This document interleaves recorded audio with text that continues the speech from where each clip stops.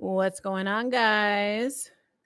I hope everybody can hear me all right. If you can hear me in the back, let me know. We're starting off with our music, as we always do, because we want to set the ambiance.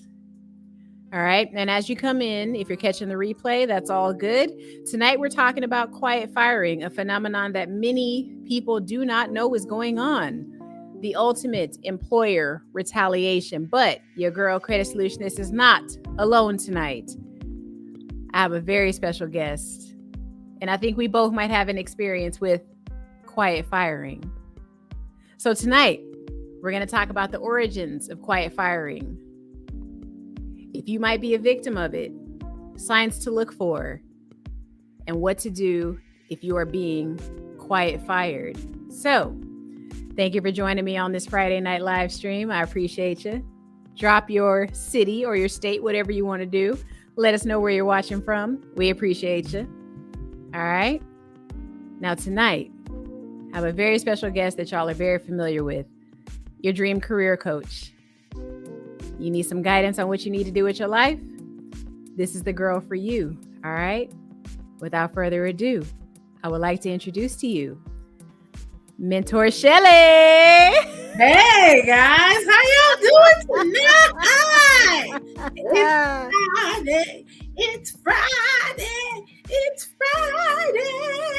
And we're back because weren't we together last Friday talking about some career stuff together? Yes, we were. Yes. We were. Now, I'm going to let you decide. Do you want to give your intro with the music or you want to do it without? What you want to do, girlfriend? Listen, it's your world. I'm flowing with you. The music is beautiful. Let's pause it. I want the people to hear you. All right. So let's talk about it, girlfriend. Tell the people who you are, where you're from, what you do, and how you can help the audience tonight. I am Mentor Shelly, your dream career coach and HR consultant, here to help you to become a better version of yourself professionally on the career side, and also to help your company become a better version of itself on a daily basis on the consulting side. I am originally from Jamaica, but I have been here for a very long time. Normally I don't even talk about this on my channel, but getting to know you guys a little bit more and just making sure that you guys know, no matter what walk of life you come from, no matter where you come from, you can still definitely become a better version of yourself as long as you have the right mindset and you are ready to take the appropriate action to do so. I'm definitely been in the HR game for a good amount of time, been in HR for quite some time, almost 20 years at this point. Have been in the trenches of disability management, benefits management, employee relations, you name it, I've been a part of it, recruitment, and all of the things that go with that.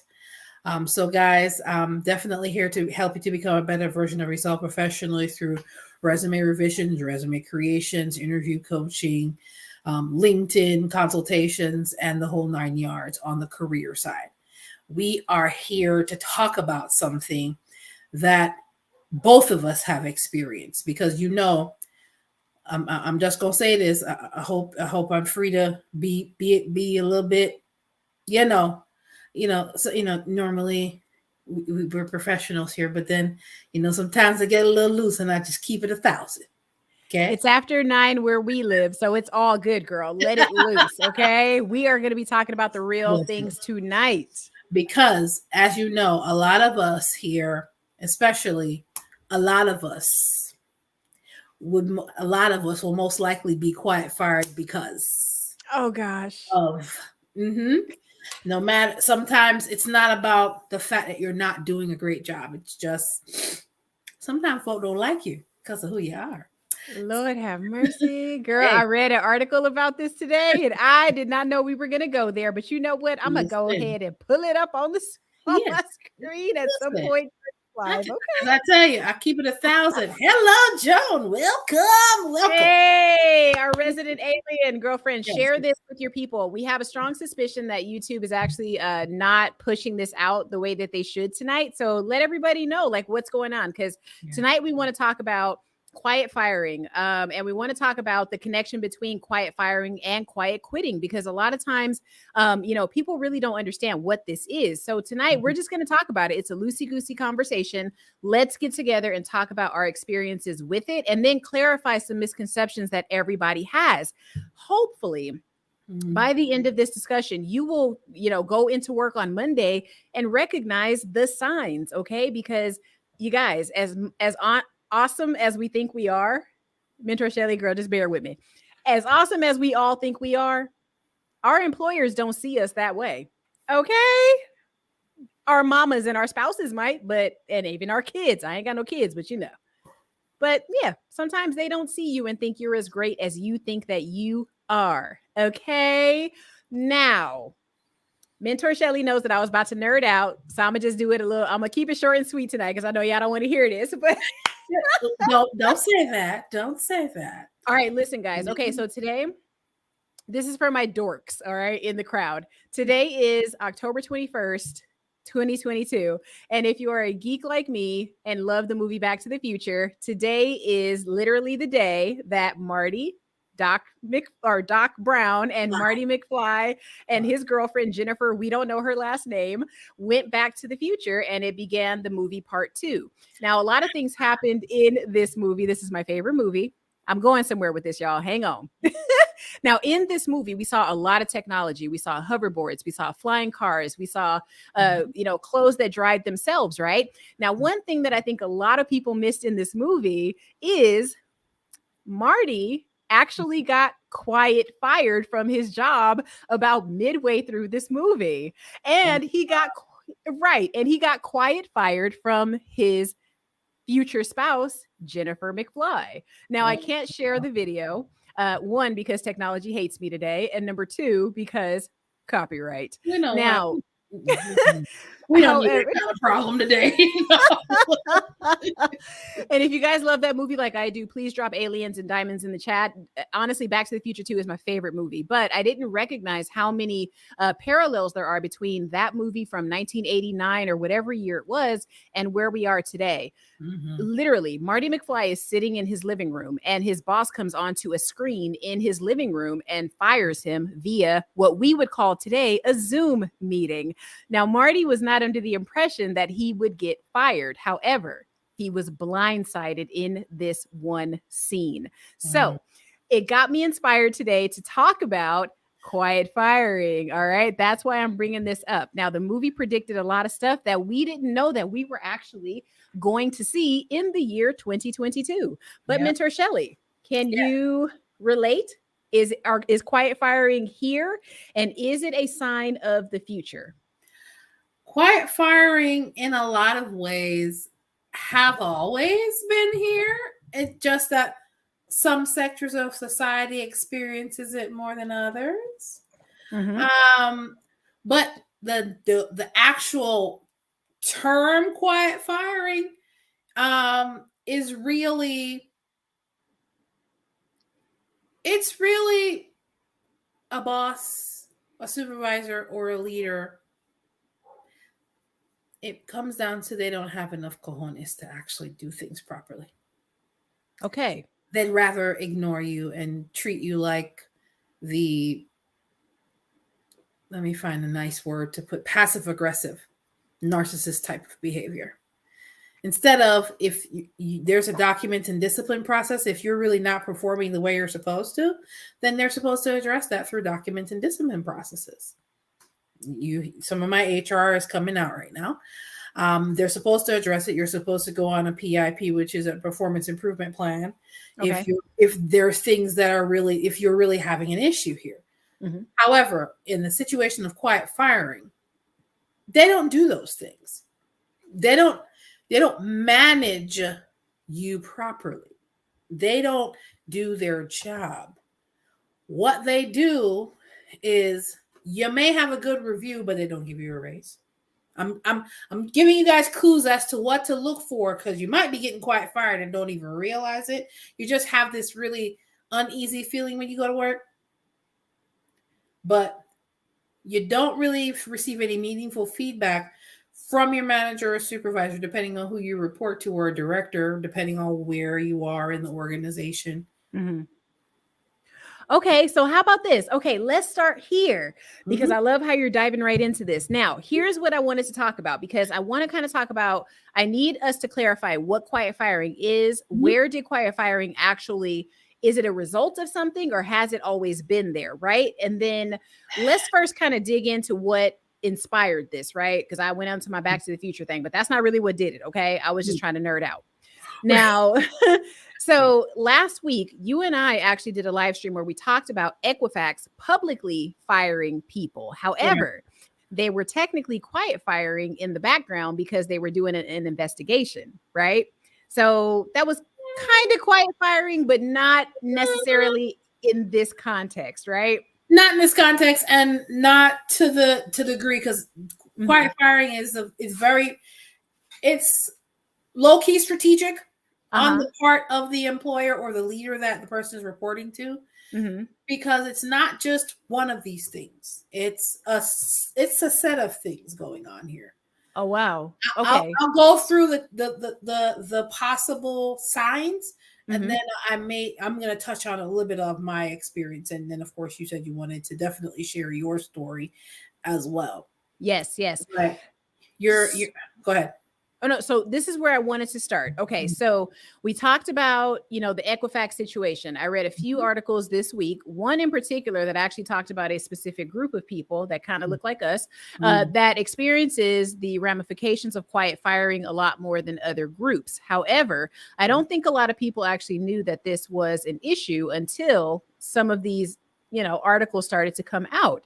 Now, what I wanted to ask you, because after kind of reading into this a little bit and finding, okay, there's people walking into work, like you said, there's, weird energy when they come in. Maybe there's some other symptoms that we can talk about or things to look out for, red flags. When this happens, I have a theory on why I think quiet firing is actually becoming more of a thing right now, but maybe we'll talk about that a little bit later. So, what I want to know from the HR perspective, I'm going to give you my definition of quiet firing, and then I want you to just shed some light to correct me if I am wrong, okay? Now, okay, we talked about weird energy. We talked about all that good stuff. Now, it could just be I'm awkward and maybe other people are not, okay? Maybe I'm the weirdo. So maybe I'm not seeing things clearly. Mentor Shelly, I come into my office. I have my sack lunch. I do everything I'm supposed to do. I take my breaks on time. I come back on time. I do exactly what is in my job description. I noticed when I first got the job, my supposed boss said that I was on the track to promotion. They said that this is where my career track would go in a few years. My pay would increase and yada, yada, yada. Here we are 3 years in, and I'm still in the same spot. I'm doing what's requested of me. I haven't changed my style for the last 3-4 years, but I'm still sitting here and I'm not getting the results that I was promised. Am I being quiet fired? That is one of the red flags of being quiet fired. And being quiet fired is also in this period of all this stuff that's been happening, the vid happening, employers were forced, because Lord knows they didn't want to change, were forced to look at things differently, were forced to really deal with things on a different level. The tables, the power structure of employer versus employee took a turn, a 180 turn, so much so that people were doing things like quiet quitting. And that's been a buzzword for a little while now, because I've talked about that on my channel as well. Yep. Because quiet quitting is not necessarily that you're not doing your job, but you are doing the bare minimum. Some people say act your wage. Love that, by the way. Like pretty much you do what you're paid to do. No more, no less. Mm-hmm. And you go home on time. You come in at the time you're supposed to come in, you handle your business, and then you go home. Now, Okay. there's also a lot of employers that have the incorrect or the wrong impression of what quiet quitting is. They think people are just or it's another word for coasting. Because coasting has been around forever. Okay. But these the TikTokers and the Instagrammers, they rename everything and then put their own spin on it. Yeah, we just go around with the terms they give us. Okay. Okay. I And gotcha. quiet quitting on its face is not necessarily a bad thing, but the impression of it with employers was so visceral because unfortunately employers in the job market for the last 100 years, well, almost 100 years, the employers have had 99% of the power. They Mm-hmm. literally could treat employees almost like trash, Mm-hmm. deal with them, pay them what they feel, and there'd be almost no repercussions with the exemption of, people are getting killed on the job and people are getting suing them, things of that nature. Mm-hmm. So a lot of the employers reacted viscerally to the idea because they don't really understand quiet quitting. They, Okay. they understand quiet quitting as you're coasting, you're not doing your job. And Mr. O'Leary straight up said out of his own mouth, nobody that quiet quitting can never work for my organization. Are we talking about Mr. Wonderful? Mr. O'Leary. I love how you come for these people. Okay, girl, you just got me fired I'm up, just girl. saying, I felt a listen, little heat in my seat when just you like how everybody else got to be accountable for what comes out of their pie hole, they have to be too. said. They're Mm-hmm. not above reproach and they're not above being called, their feet being called to the fire. He said out of his mouth because they have this misconception of what quiet quitting is. Mm-hmm. So the visceral reaction to that now is quiet firing. Mm-hmm. The problem is both of these concepts have been around, but they're being used together because now everybody is now redefining what coasting is, which is really what quiet quitting is. And Okay. quiet firing is, there's another term called constructive dismissal. Really? Now I haven't heard that one. So hold on a second because I feel like you about to really school us tonight. So can we break down a couple of things here? Because I feel like people need to, I don't have a pie chart, y'all, but I feel like people need to understand that quiet firing to me almost seems like it is a retaliation move. It is covert retaliation.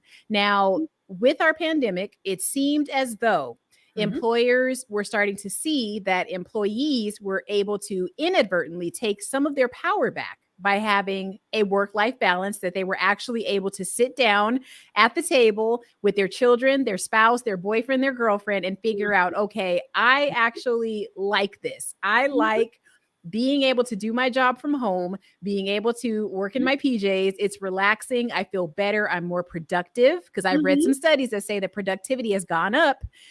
But for some reason, even though this is what most employers want, they are still resorting to quiet firing. So can we first explain the quiet quitting phenomenon, and then whether or not you as a career coach in your experience have seen and believe quiet firing is on the rise because of quiet quitting? Yeah, and if the pandemic has anything to do with it. the pandemic has an influence on it because quiet Okay. firing was a term that came out of the pandemic. Because quiet firing and quiet quitting. Quiet quitting was people are not doing anything extra, not going above and beyond. They're doing their job as it states on their job description. And when it's time to go home, they're going home. Okay. Now, that might seem normal for most people, but for employers like Mr. Musk that wants people to be in the office till 9:30 at night, this came from a previous employee's interview, by the way. I'm not just making these things up. It's reading is fundamental. It's amazing what you learn when you read. Now, tyrannical employers like that is going to despise the idea of quiet quitting. So retaliation for quiet quitting, right? Which there should not be retaliation because this person doesn't want to go above and beyond. They're just doing their job that they're getting paid for. God Right. do that. Right. What you got hired for, what you signed on for, right? Exactly. There's several retaliations. It's not just quiet quitting. The retaliation for that was they're pushing people to come back to the office because you lose a lot of flexibility when you commute. That's been one of the main retaliations towards quiet quitting or towards and then another retaliation is the quiet firing because they want to make sure that, oh, you want to just do the bare minimum? Well, we'll just ignore you till you leave or make your life a living hell till you leave. Okay. Another tenet of the I wanted to kind of make sure that people understand what to look for too, because sometimes people may be going through things and don't even realize it.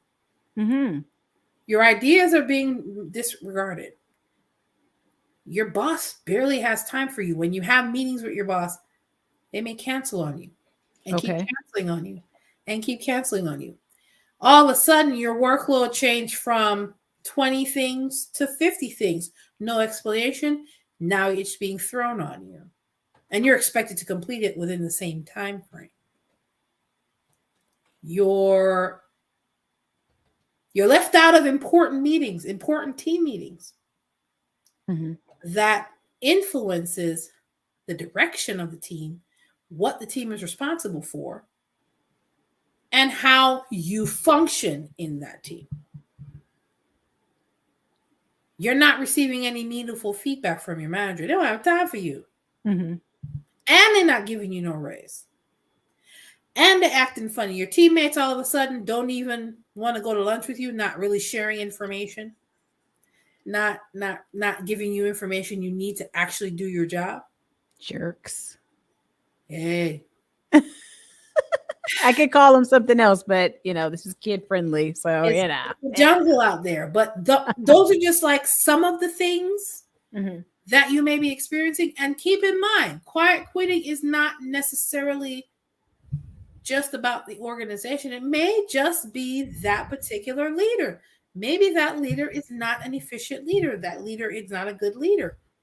That leader may be narcissistic. Or they are exhibiting narcissistic tendencies. When all they need to do, if they claim, if you're really not performing, they should do the documented discipline. A lot of times people are performing and doing their job and they're doing a great job. They just want to get rid of them. And you have some employers, you have some leaders that straight up want people to quit so they don't have to pay those people unemployment. Yeah. Okay. So wait a minute. So what I hear you saying now is you are, girl, I got so excited. I got a typo up there. Okay. Now, so what I hear you saying is that sometimes your quiet firing might actually be a fiscal move or a financial strategy for your actual employer, and it has nothing to do with your skill set. It has nothing to do with you as an actual person or how you get along with your teammates or your work output, your productivity. It could be a myriad of those things, or it could be because I'm sure if you've been working and been in the workforce any period of time, everybody has experienced the boss that doesn't know diddly squat, but wants you to do the work for them to look good. Right. And take the credit in the meeting, in the board meeting. Yeah. But if something goes to crap, they're bringing down a hammer on you because you make them look bad. Yeah. So I have some experiences. This one particular employer, let me put it to you this way. They better be glad I don't call an employment lawyer. Oh, wait, I have a cousin that's an employment lawyer. Oh, damn. Here she go, y'all. She about to get on fire. I have a cousin that's an employment lawyer. I can still sue them if I so choose. Yeah. Now, is that something that you would say that okay. let's say I'm at my job and I have one of the few signs that you talked about. So let's say I haven't seen a salary increase in a couple of years. Mm-hmm. Let's do this right quick. I'm going to play devil's advocate for a second. Right. So you gave some areas that I should be looking out for. Now, some of these I have actually experienced in my own personal career path. Right. Now, number one, let's say you haven't experienced a employment or a salary increase in more than 2 years. Now, here's where it could get a little tricky, Mentor Shelly, because this actually happened to me years before the pandemic. So I worked for a global nonprofit, and in this global nonprofit, they were having a lot of fiscal issues. I'm not going to name it. If you know me and you worked with me, please do not leave it in the chat. I will block you. Now, and if you leave it in the comments, I'll block you too on all the social media. We are no longer friends. Now, with this particular company, what ended up happening was they had a very, very gross misallocation of funds. Not going to go any deeper than that. But long story short, they were giving a lot of perks and things like that to certain people in the company. But regular people like me that were actually in the income generating part of this business were basically told that we were going to have to go without our regular 3% income increase every, for the year. Not going to say what year it was also, because that could be identifying, but we were all told to come into that office every single day after the year such and such and accept that we were going to be getting paid essentially the exact same rate. They didn't care that our rent was going to go up 3%, 30% for a lot of people. They didn't take into account some people have adjustable mortgage rates. They didn't take into account people still have childcare. They didn't take into account pretty much everybody across the country gets a COLA, cost of living increase every single year, yet we have to accept that we're not going to get one. We had to put up with that for 365 days. Now, they put that on their budget constraints, which is fine. Now, as a person going in every single day, how could I separate that? Or is that quiet firing, or is that something I should be concerned about if the employer has a reason for not giving me an increase? Should I question it? Well, that situation does sound like somebody was mismanaging funds. Because they sure didn't move anybody out of those free houses they was giving them people. The non-income generating people, we'll just say that. So, housing, cars, health insurance. Hold on. Wait. First of all. So they not only gave the perks to the people that weren't making no money, but kept the raises from y'all, the ones that were making money for the organization? Well, let's put it this way. The bell ringers, I'll just say that. The people that were the bosses of the bell ringers, holidays are coming up. I think you guys can put 2 and 2 together of who rings the bells outside of your neighborhood stores.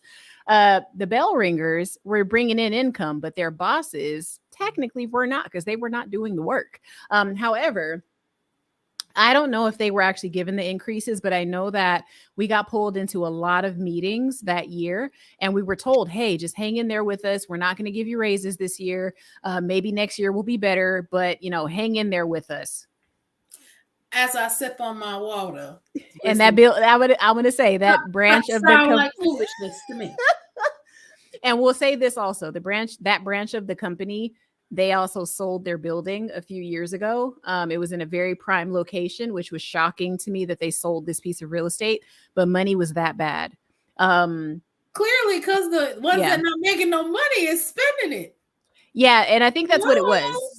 For the most part, they were spending it. So for me, if I were in that predicament, and if anybody in the chat is in that predicament, or somebody seeing the replay, you not getting an increase, can we agree, I guess, that it's not always a result of quiet firing? It could just be because of company misallocation of funds. And I think too, if you feel like you are being quiet fired, before we dive deeper into this, if you work for a company that has public earnings calls, or they have public information on their income and their debt, check it out online. Because I actually got really interested in this company and started to see they had less income coming in for like the last 5 or 6 years. It's just nobody paid attention to it. Right? It sounds like they were running at a loss. Girl, and they even brought in some dude from South Africa or Africa because they knew over in Africa, they ain't got a whole lot of money. So they brought this dude in to actually like change how things were happening financially because they knew he could work with less. Girl, it was a mess. I'm so glad I don't work for that company anymore. Y'all lucky. Y'all lucky Girl. this is a live stream on YouTube, because outside of this, my friends that know me personally, I would be like, I need a Girl. sheet because I'm going to church. I need a sheet. Cover. Good night. Girl. And let What? me tell you though, and before I get into my quiet firing story, which we'll share toward the end if y'all hang on, but my ride or dies, they know what to do. But like, so they did all of that. And you know it's deep because the girl, the glasses done came off. So Hold on now. Hold on. The glasses is off, y'all. The glasses is because this was my, but no, this was my first corporate job, so that threw me off. I was like, this is what y'all be doing in corporate? Because when I was out in the field, I didn't have to do none of this. Like, I didn't have to deal with this. I got my 3% and I was good, you know. So they just didn't handle their money right. That's what that sounds like. Well, here's the thing too. When the guy came in, what I noticed was that, okay, wait, whenever I'm going to tell you guys this just on GP, and whenever they bring in a whole new set of upper management, best believe y'all getting quiet fired, because once this guy came in, not even 6 months later, upper management was gone. People were getting fired with packages, like, you know, severance packages. And these people, but girl, listen. So this was a company that was big on nepotism, and they still are. Even the people related to the higher ups got let go. I was shook. I was like, how do I still have my job? I was like, oh no, I'm on the cutting block. I already know I'm on the cutting block, because who am I? I was the newest person in my entire department. I was like, y'all playing me every day. Got my little happy chocolate butt walking in there. Girl, had all my new outfits. Girl, they was about to play me. They was about to play Credit Solutionist. But listen, Credit Solutionist started her LLC before she left. But okay, so the income thing, I just wanted to specify for everybody. It's not always that you're being quiet fired. It's literally your company has no idea what they're doing with their money. Can we at least agree with that on some degree? Absolutely. What you guys have to keep in mind when we say we use these terms quiet firing, it's not necessarily just one thing. It's a combination of things. Give me 1 second. I'm gonna be right back. Okay, but let them keep going, girl. It's a combination of things, guys. It's not just the I'm not getting a raise, but it's I'm not getting a raise. My boss isn't paying attention to what paying attention to me, period. I'm trying to get feedback or trying to talk to them about certain situations, and they just have no time for me. I'm not getting a lot of face time with a manager, or I'm being left out of important meetings, or might have been one meeting here, another meeting there, but then it becomes the regular team meeting that normally happens every week or every 2 weeks. All of a sudden, I accidentally or purposely got left off of it. So it's not necessarily just one thing, guys. It's a combination of things. And of course, you have that funny feeling when you walk into work. Sometimes you got to pay attention to those instincts. Because if you feel like all of a sudden your teammates are giving you the cold shoulder, or they don't want to give you information you need to do your job. So it's not just that one thing. It's several pieces. It's several things. That it might necessarily not be all of the things, but if you're experiencing at least 3, come talk to me. Make sure your resume ready. Make sure your resume is ready, so you can get so you can start scouting some more viable employers, because that one needs to lose you. Yeah. All right. Now I think I might have missed some of what you said, but you sent me an article, which I so appreciate, girlfriend.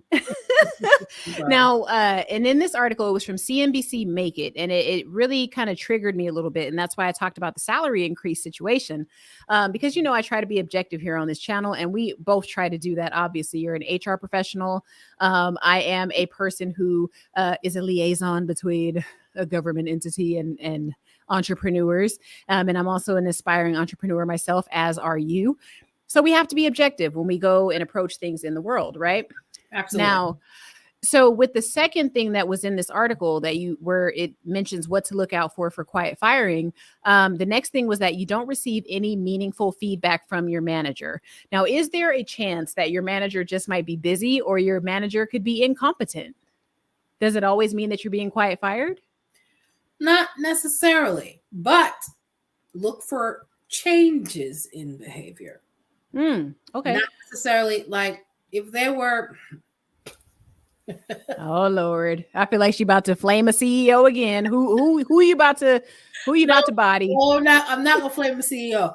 Now, if they were having small talk conversation with you and you were able to piggyback and they were responding to you, and then all of a sudden they don't got no time for you, or you start getting an attitude whenever you go ask questions or you're trying to get feedback on something, especially if it's something related to something you're doing. Watch out for that. In my personal experience of being quiet fired, I had a manager and a supervisor, which shall remain nameless, sit in a room with me with their favorite, which was dumb as a box of rocks, sit in a room with me and say to me, training is a privilege. Wait, so what? Training is a privilege. Did you ever work for Elon Musk? I have a feeling. No. And I would never. Let me check your LinkedIn. You know what I'm saying? No. Like, wait a minute now. I would never. Training is a privilege. So, and I said, so exactly what does that mean? Training is a privilege, and we decide who that privilege is going to be given to. Okay. Wow. Like, literally, the people, I love everybody. I'm fair across the board. But when you see blatant racism in your face, well, I'm not even going to sugarcoat this today. Oh, wow. All right. When you see blatant racism, let's put it to you this way. Thank goodness for gym memberships. Because there was a couple of times, as much as I'm part of HR, I was going to put my hands on a few people. You was going to throw hands? Try Jesus. Don't try Mentor Shelly. She throws hands. Try Jesus. Please don't try me. But not me. Because I fight. Because I throw hands. There's one of those situations where I almost fought. That's not mad at God. Let's put it to you this way. You're in an organization. There's some nuances to this particular organization that I never got. There's so many different sectors of HR. And this particular sector of HR required specific type of knowledge that I was not exposed to initially. Okay. Because they're very close with other organizations that help them curate their business. Right? I watched people that have this. Oh, palm-colored people? Yes.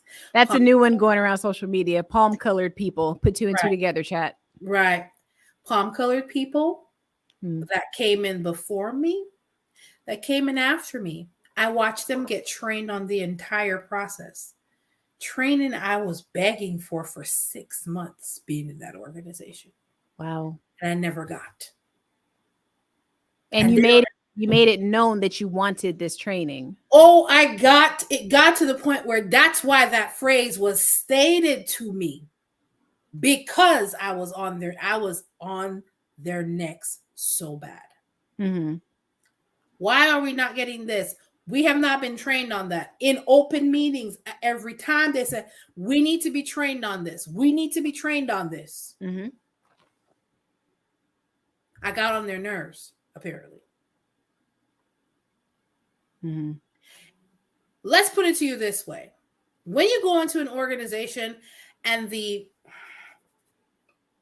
only people that's worked there would ever know who this organization, or I've done business, or I've actually been in their building.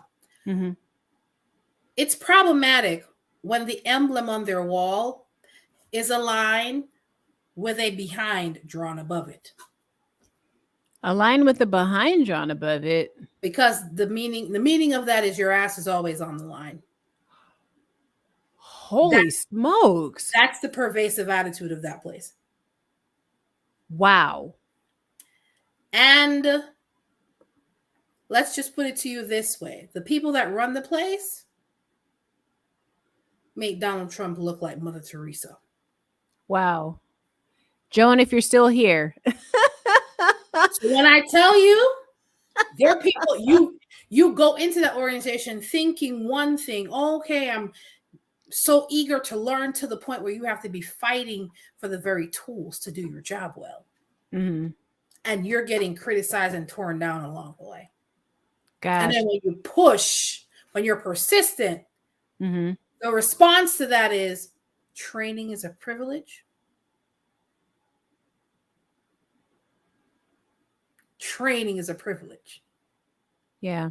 Almost like you're lucky that we even chose you, plucked you off of the street. Like you're lucky. We don't need you, because you're replaceable is what they essentially were telling you. Or basically stated to one of the salespeople, oh, we've tried. You're the first that we've had on the sales team. We've tried it before, it didn't work. The diversity thing didn't work.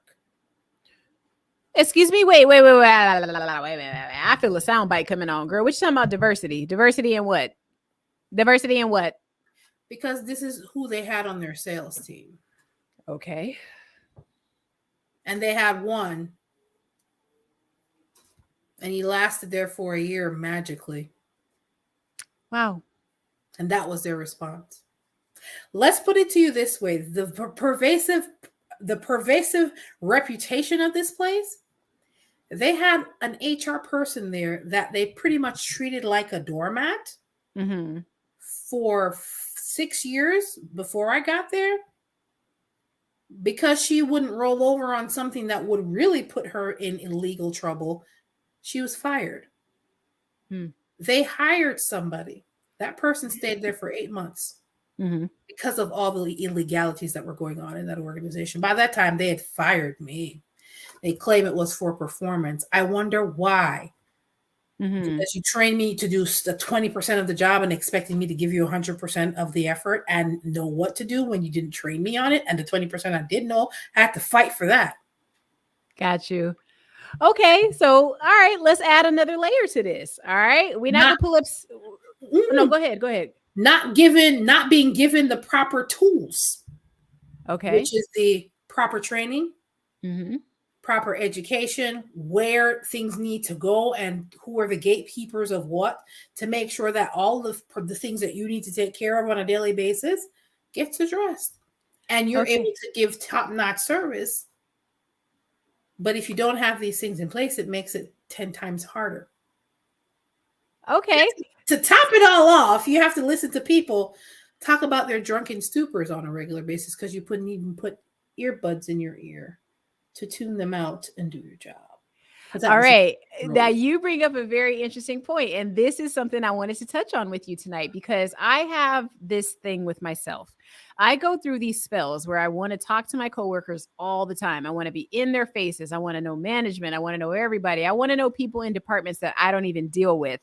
I have these moments, right? And it even happens with YouTube. Like, honestly, like sometimes I'll put videos out and then you won't see me for another damn month because I get burned out. Okay. I get burned out.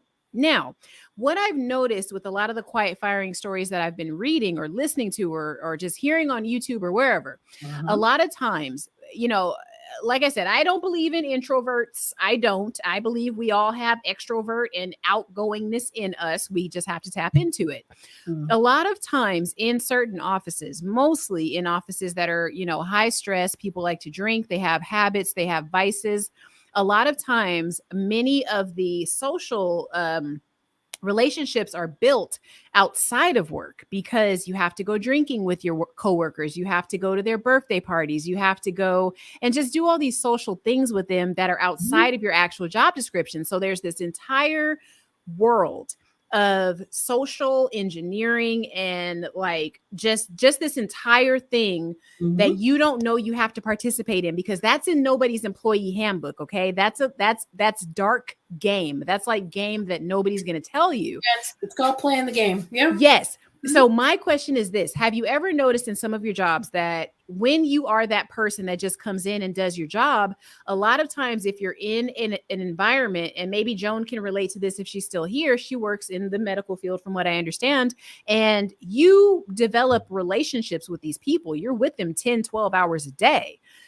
For you to not then hang out with them outside of work can also ostracize you from the group. So is it wise in your situation or in your thought process as a career coach, should we then, inject ourselves into these outside social situations to kind of help, our social standing in the group? Or should we still stand firm in who we are and, I keep to myself and I don't want to party with my coworkers. I don't want to do anything. Right? Because part of it, we have to admit, if you want to grow, you have to kind of play a little bit of the game outside of work. What say you about that? I understand the need to inject yourself every so often, because that same employer had situations like that where it wasn't necessarily required, but it was strongly encouraged to participate. That's code. That's code word. That's code. That's lingo. Right. To participate, because they had a lot of those things. And I frankly did not like to spend 8 hours with you mugs. Why the heck I want to spend another 2? In their defense, some coworkers are actually super freaking chill when you talk to them outside of work. It's when they're in that damn button up that they're assholes. Let's be real. Well, my experience, there's always that 1 or 2 people from almost every job I've had that I keep in contact with afterwards. There was like one person in that organization that was a saving grace. Trust me, she helped me. She taught me off the ledge a couple of times, because when I tell you, it takes a lot for me to go from 0 to 100. I was hitting on 99 every time I walked in that door. Who say something to me? She starts swinging. I can see it, but I feel like you don't. I don't think you violent though. I feel like you be swinging. I'm not. I'm usually a very chill person. Yeah, I'm a real chill person. I'm real laid back. But when you walk in that door and they're like, this is the button that gets on your nerves, and they own it like this every day. And some of them, I will say, they even know it. Do it. Yeah, they know it. They know it 100%. Like, will do it. And you like, I'm staying focused. You got 3 computers. Shut up, not Sona. You have 3 things. You have 3 screens you're looking at. Oh, so you still there? You come here. You got 4 screens you're looking at. You got this here. You got this. You're making sure you get all your stuff done. You're on the phone trying to resolve issues. You're making sure this gets done. You're making sure you make notations. And you're hearing other things in the periphery. You have somebody coming over asking you dumb questions that they could have just read and answered for themselves. You have people, oh, this wasn't done the way I wanted it, or this and that. Okay, listen, because I used to have to partake in so many ridiculous conversations. If anybody has ever worked in a close office environment, please let us know what your experience is in the chat. And actually, we're going to go through some comments too, because I want to kind of give everybody some love here. Yeah. But I've participated in so many conversations, Mentor Shelly, where I'd be looking at people like, I don't give a crap what happened on that damn TV show. Don't talk to me about Friends. I never watched that show. Sorry, y'all, but I never watched that damn show in my life. Never watched Dexter. Never watched Breaking Bad. Never. Girl. I'm sorry. Did you say Friends? You mean Living Single Copy? I'm sorry. You said something. Listen, I used to watch it on occasion. I'm not. We lost some people because they're like, she never watched Friends. Fuck her. So long. Yeah, I mean, it really was a copy. Yeah, 100%. To just be honest. Literally, you just changed up the cast and changed the environment. Shut up, Natson. Okay, shut up. Girl, Now, I be saying the government. What's wrong with you, girl? shut up, Shelly, shut up.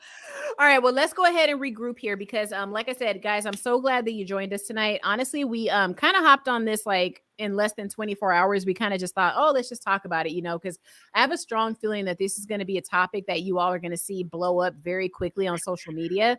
A lot of you don't know what's happening to you, and it probably is, and you're right in the midst of it. So, we want to know your experiences, and that's why we're sharing some of ours. So, thank you guys for rocking with us, but we'll jump into some of these comments. Let me make us a little smaller and we'll jump in, and then we'll get back onto the topic here. All right. We already said our hellos to Miss Joan. She's our ride or die. Thank you, girlfriend. Hey, Miss Joan. And everyone is expendable and no one is irreplaceable. 100%. Do not. I mean, hey, Beyonce said it best, right? To the left, to the left. All right. I was recently let go from my 6-figure job. I got a less stressful 6-figure job and started 2 LLCs. See that right there? See that right there? Listen, do that thing, Miss Sean. Right. So if Sean Dowell was actually fired, that is what you call that's an upfront firing. If you were let go, which is great, but you were probably, in my estimation, being fired for quite some time before that even happened. But congratulations, 100%. On LLCs, boy, do this and just do it. Yeah, because my inkling tells me he or she, sometimes Sean's or girls, that this person felt in their gut it was coming. So they already knew, I got to do my own thing. Kudos to you. Listen. Right? Do that. Do it. Mm-hmm. I see it all the time in government. I am not shocked by that one freaking bit. All right. So Joan says, glad you got another 6-figure job. Exactly. It's less stressful too. Listen. That's right. Hey, Big Daddy. Hey, What's up, everyone? Late to the party. That's all right. We was late too. That's all good. It's a Friday. Hey, we all got paid. Most of us anyway got paid. If you didn't get paid, use the money you got wisely. All right. All right. Big Daddy Still Rock says, when I left a major banker after 5 years, wanting to leave after the first 3, took my time finding something better. My manager still texts me sometime if I want to come back. Beautiful, because you now have the ball in your court, as they say. Right. And you can negotiate for whatever the hell you want. Go back as a 1099. This is not professional advice, obviously, but I would recommend going back as a 1099. And you can ask for even more to be added to your salary, because added to your contracted amount, because they're not paying for benefits for you. Hello, which can be very expensive if you happen to get sick or inconvenienced in any other way. Absolutely. Great point. Joan says, fortunately, I've never been fired. Yes. And I think that's the nuance that we're talking about tonight, Joan, is that even though we may have never received an actual pink slip in our life and had to walk out with our cardboard box, a lot of us have been fired. We just didn't realize it. The employer was just chicken shit and waited for us to leave. Right? Because how many people have dated somebody where you're like, hey, I don't actually like this person, but they're so nice to me all the time. I can't see myself being a butthead and dumping them. I can't. I can't do it. Right? It's the exact same thing. I've been in that situation, and I can say, because hey, I'm sure men have wanted to dump me too. And they just waited and they were like, well, she kind of nice. So I can't do it. And I'm a punk. I'm a punk bitch. So I can't really do it. Girl, I'm cussing tonight. But it's like, but you understand, like, it happens in every facet of your life. Every facet. You say you a punk? Stop it. Yes. Because literally, like, and you already know, like, y'all be knowing sometimes, like in the first, second, even the third date. By the third date, you already know if you want to spend time with this person or not. By the third month in your job, you know whether you want to be there or not, and your employer knows it too. Listen, right? No, I'm gonna say this. We've all been fired. We just don't want to admit it. Y'all, we are in 2022, and if y'all notice, if y'all realize it, October's about done. We have another week. Yeah, it's done. It's about done. Get your rent money ready. If Listen, or mortgage, whichever one you managing right now. Whatever you got. As a career coach, let me sit on down in this chair properly. Girl, we got to keep adjusting because, we working on it tonight. If an employment situation is not suiting you, Tell them, girl. Hold on. Hold on. I'm going to make you. Oh, shoot. Hold on, girl. Wait. if an employment situation is not suiting you, make your plan and exit stage left. As I always tell you guys, I said it in my live and I say it on this. If it's not working, get rid of it. But don't just leave. Have your plan. Have your side hustle or whatever it is that you're doing on the side, or you have your job, you have another job lined up, ready and waiting, and hopefully getting at least a $20,000 raise. But at the end of the day, you are not obligated to stay with these employers. Because just like how they're loyal to their bottom line, you should be too. Right on. All right.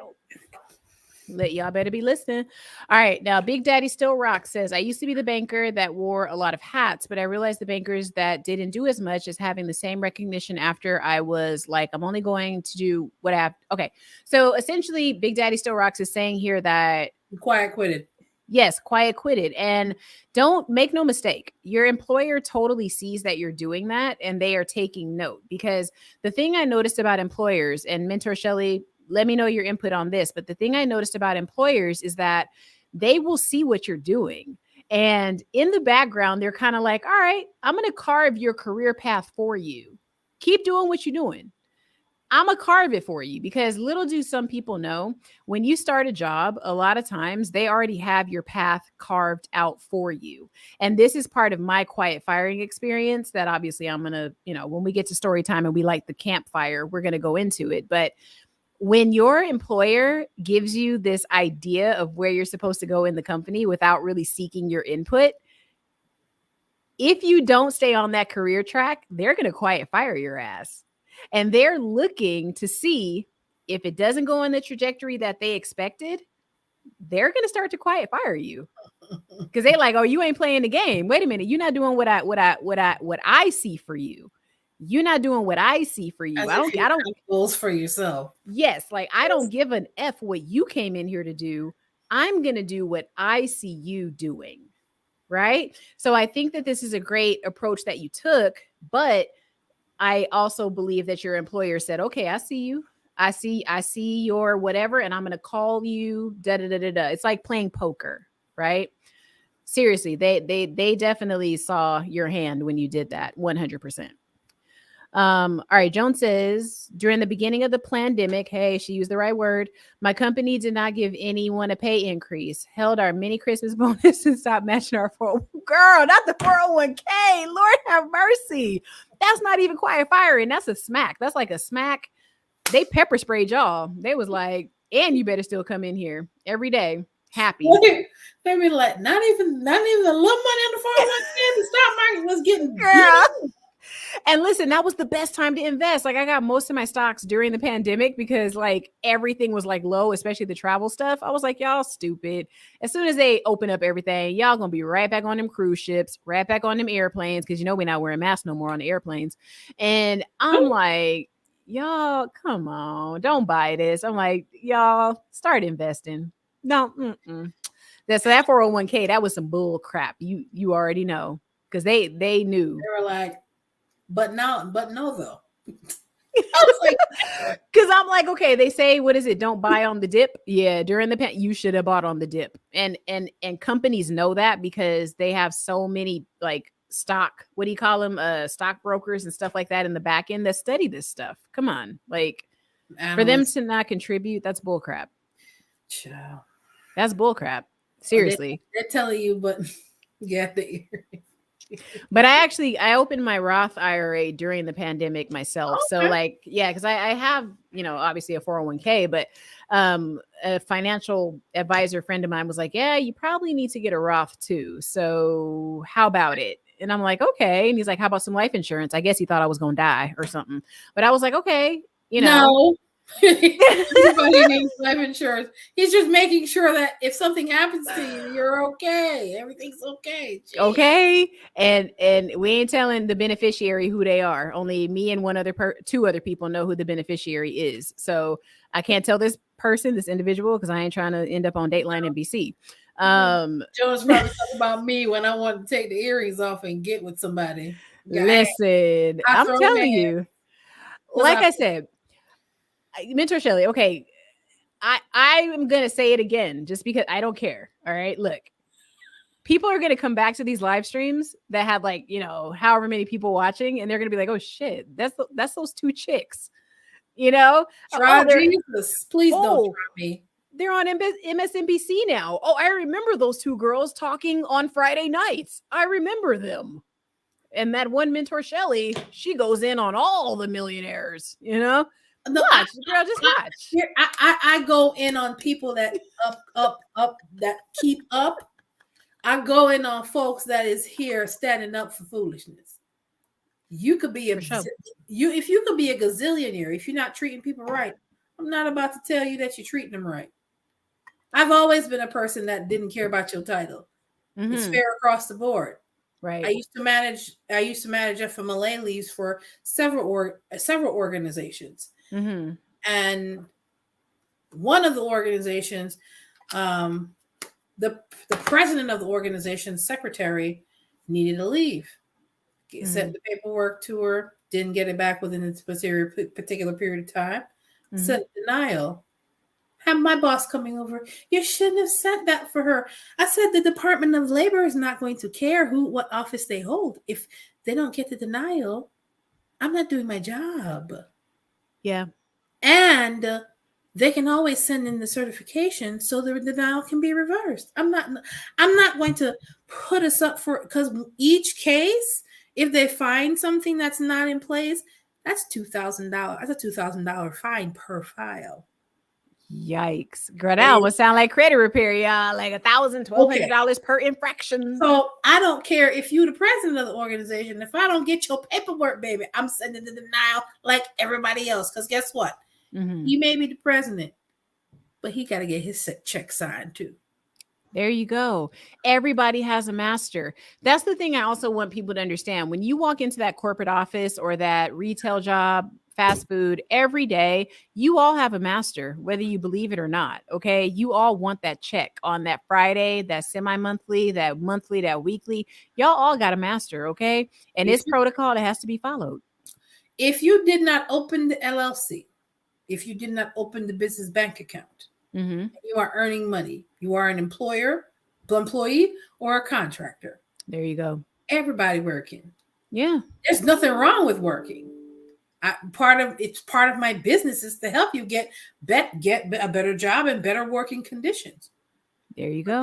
Don't tell me because you're the president of the organization, you don't get to follow the rules. This is not nepotism. This is the Department of Labor laws I have to uphold. Do you notice that people blur those lines all the time? Like I noticed that when I was in corporate, people blur lines between law and what you actually owe me. Wait. Look at this forehead. Because I don't want them coming after me. Because if you get a Department of Labor violation, they're coming after the person that manages it as well as the organization. Got you. You're not gonna get me in trouble. Right. Because you want to play foo-foo with the upper management or the leaders of the organization. They still got to turn in their paperwork too, boo-boo kitty. Girl, listen. I'm not playing with them. So I want to touch on what Big Daddy Still Rocks says right here, because I played this game incorrectly myself. Lord. I dislike company activities. Abso-freaking-lutely. I will tell you guys something so funny that happened. Okay, listen, this is so off topic, but hear me out. Oh, Lord. The company...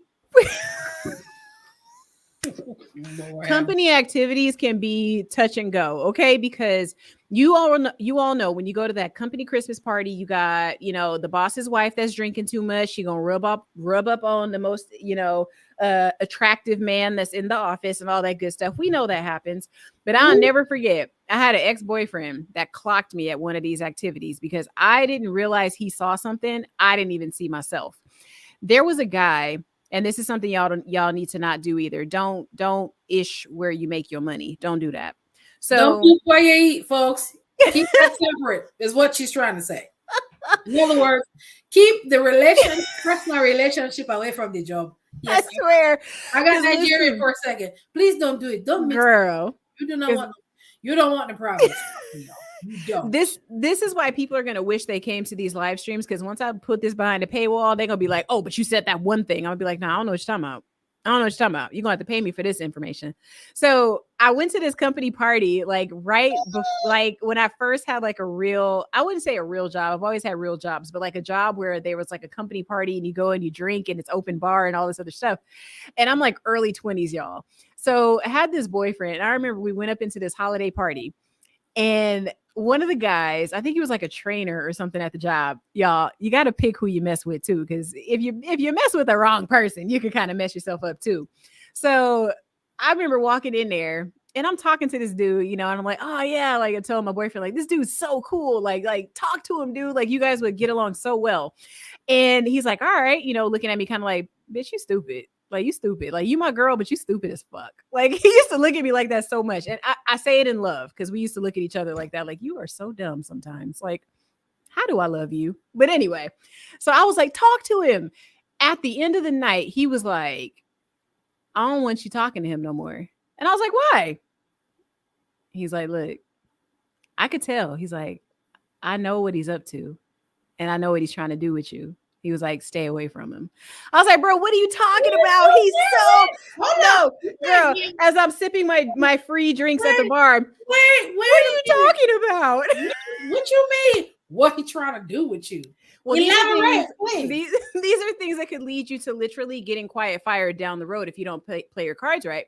Because I didn't understand what my boyfriend was saying at the time, but literally all he was saying to me was like he sensed something in this guy that he could tell this guy was on the prowl. Like he knew he was fostering a relationship with me in order to eventually start something down the road. So my boyfriend wasn't stupid. Like he was like, hey, you're with this dude however many hours a day.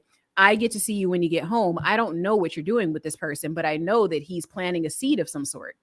So me being like young in my 20s, I didn't know what he was talking about. I'm like, dude, yeah. And when you're in your 20s, you want to be friends with everybody. And I'm like, dude, you're so dumb. Like, what are you talking about? Like, and he's like, no, he's like, listen to me. He's like, stay away from him. I kid you not. When I broke up with that man, who was the first one at my door? The goddamn trainer. I was like, oh, my God. I was like, what? He was waiting. He called it like a couple of years later. He called it. And I remember thinking about that. And I was like, oh my God, he saw something I didn't, right? But what I'm saying is that even though, even this guy being a trainer, like I said, I was so young, I didn't understand how those dynamics work. You don't want to have a reputation in your office either, you guys. Like just being seen with the wrong person or being seen with somebody that is married or whatever. If you're seen with them all the time, your quiet firing is going to start also, because so many relationships happen in the office that you're not aware of. You're not supposed to be aware of them. That's the whole thing. The fact that this guy made it so obvious put me in the fire, like the line of fire as well. And I didn't realize that because it didn't make sense to me. Like I said, the guy was married at the time too. So I was like, bro, what are you even talking about? Like you're stupid. But he called it. The guy was divorced by the time he came at me, but it was like, how did he know that? No, Credit Solutionist. He was planning. Girl, he got me too, because I was like, bruh. I was like, I'm single, you single, bruh. Let's. He was like, he's there. You couldn't even get broke up out your mouth good, and he was girl at your door. And what was so funny, and like I said, without, I guess nobody knows my ex anyway, but it's like, dude, it was like he was so smart in so many ways, but I didn't give him enough credit is what happened. And it was like, oh my God, he called that shit, dude. And after all was said and done, it was like, oh, all right, and like I said, that's another thing, ladies, like when you're young in the workplace, like there's so many areas, honestly, with jobs we could cover here, but like, even if there was a series for just young women in the workplace, you got to know who to stay in touch with, who to connect with, but also know when you're being, when they're making you the prey. You have to understand that too, because when you're young and you come in there, I came in there with my little cute wavy I went through that in weave, my college years. little skirt, girl. Them men be scoping. If I could have my mom come on here, she has so many stories because my mom was at the tail end of slapping women on the butt at work. My mom was on the tail end of that. So she was like an 18, 19-year-old going into aerospace with all these crazy men, and they treated her crazy because my mom was pretty hot. Like in her day, she was hot, Put man. your hand on where? Listen, she has stories. That's why I'm just like, Ma, you want to come on the channel? Listen, now you have my sexual harassment. What in the no. Hunty, this was, and this was before that because my mom is old. Okay, well, Mom, I'm sorry, but my mom is old. Let's get in them comments because you're gonna have me going crazy right now.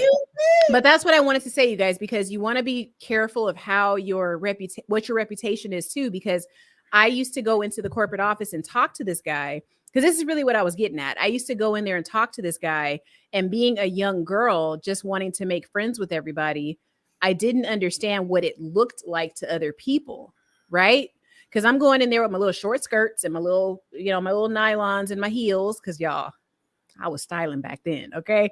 But I didn't get what it looked like. And it was like, wait a minute, we're not promoting this bitch and bringing her into the corporate office so she can come in here and no, right? But you have to pay attention to your image. You can only assume what they perceived of you. You never really know. If somebody straight up told you, then that's a whole other set of story. Girl, like when my boyfriend said it, I was like, he's letting me know what other people think, and I just didn't realize it. Wow. He clocked me out. So much respect if you ever see this, because like, wow, he called it. Yeah. All right. Yeah, girl. I'm sorry. I deviated. Okay. So especially as a man in a predominantly female areas, baby showers, goodie tables, engagement parties, I get you. But you also have to understand that when you're a man that goes into stereotypical female environments, so offices, honestly, in property management, in the corporate offices, lots of women in management. So you're going to have to deal with that. Call centers too. Yeah, call centers. Anything where there's like a very light load, and and if you find that the men there have soft hands, you're going to kind of be in a situation where you have to sort of just deal, and you have to kind of, and Mentor Shelly, I mean, you could speak to this. It's like, you have to kind of play the game. Like, I remember not going to a virtual baby shower for somebody, and I know that girl was hurt, but I was like, hey, I can't relate to this. So, and I also didn't get the gift in time. So I'll add to this. That same crazy job I told y'all about. The young lady that I was friends with outside of that organization, she had invited me to a function, and she didn't invite the rest of them. After I was terminated, they found out that I was at that function and they weren't, and they made up a reason and terminated her too. Yeah. Are you serious? When I tell you, that place is a hot, wretched mess. So can we say it's safe to say high school and college kind of prepares you for the real world? Because the dynamic never ends.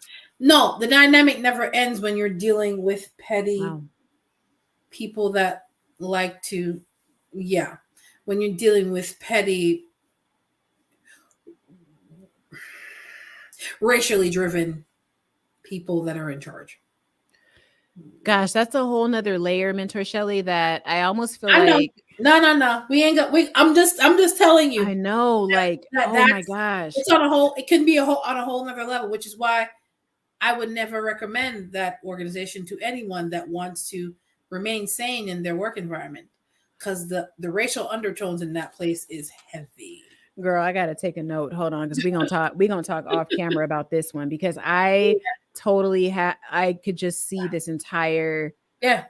oh my God. What did I tell you? If it's a pervasive attitude, if that's your emblem when you walk in the door, and they're proud of it too, it's carved in wood. Oh A my line with gosh. the behind on it. Like, come on. Holy smokes. Okay. You know how you get divine like inspiration? Yes. Girl. Okay, listen, that's something you got it. That's behind a paywall right there, Yeah, because that's happening. game. Okay. Anyway, go ahead.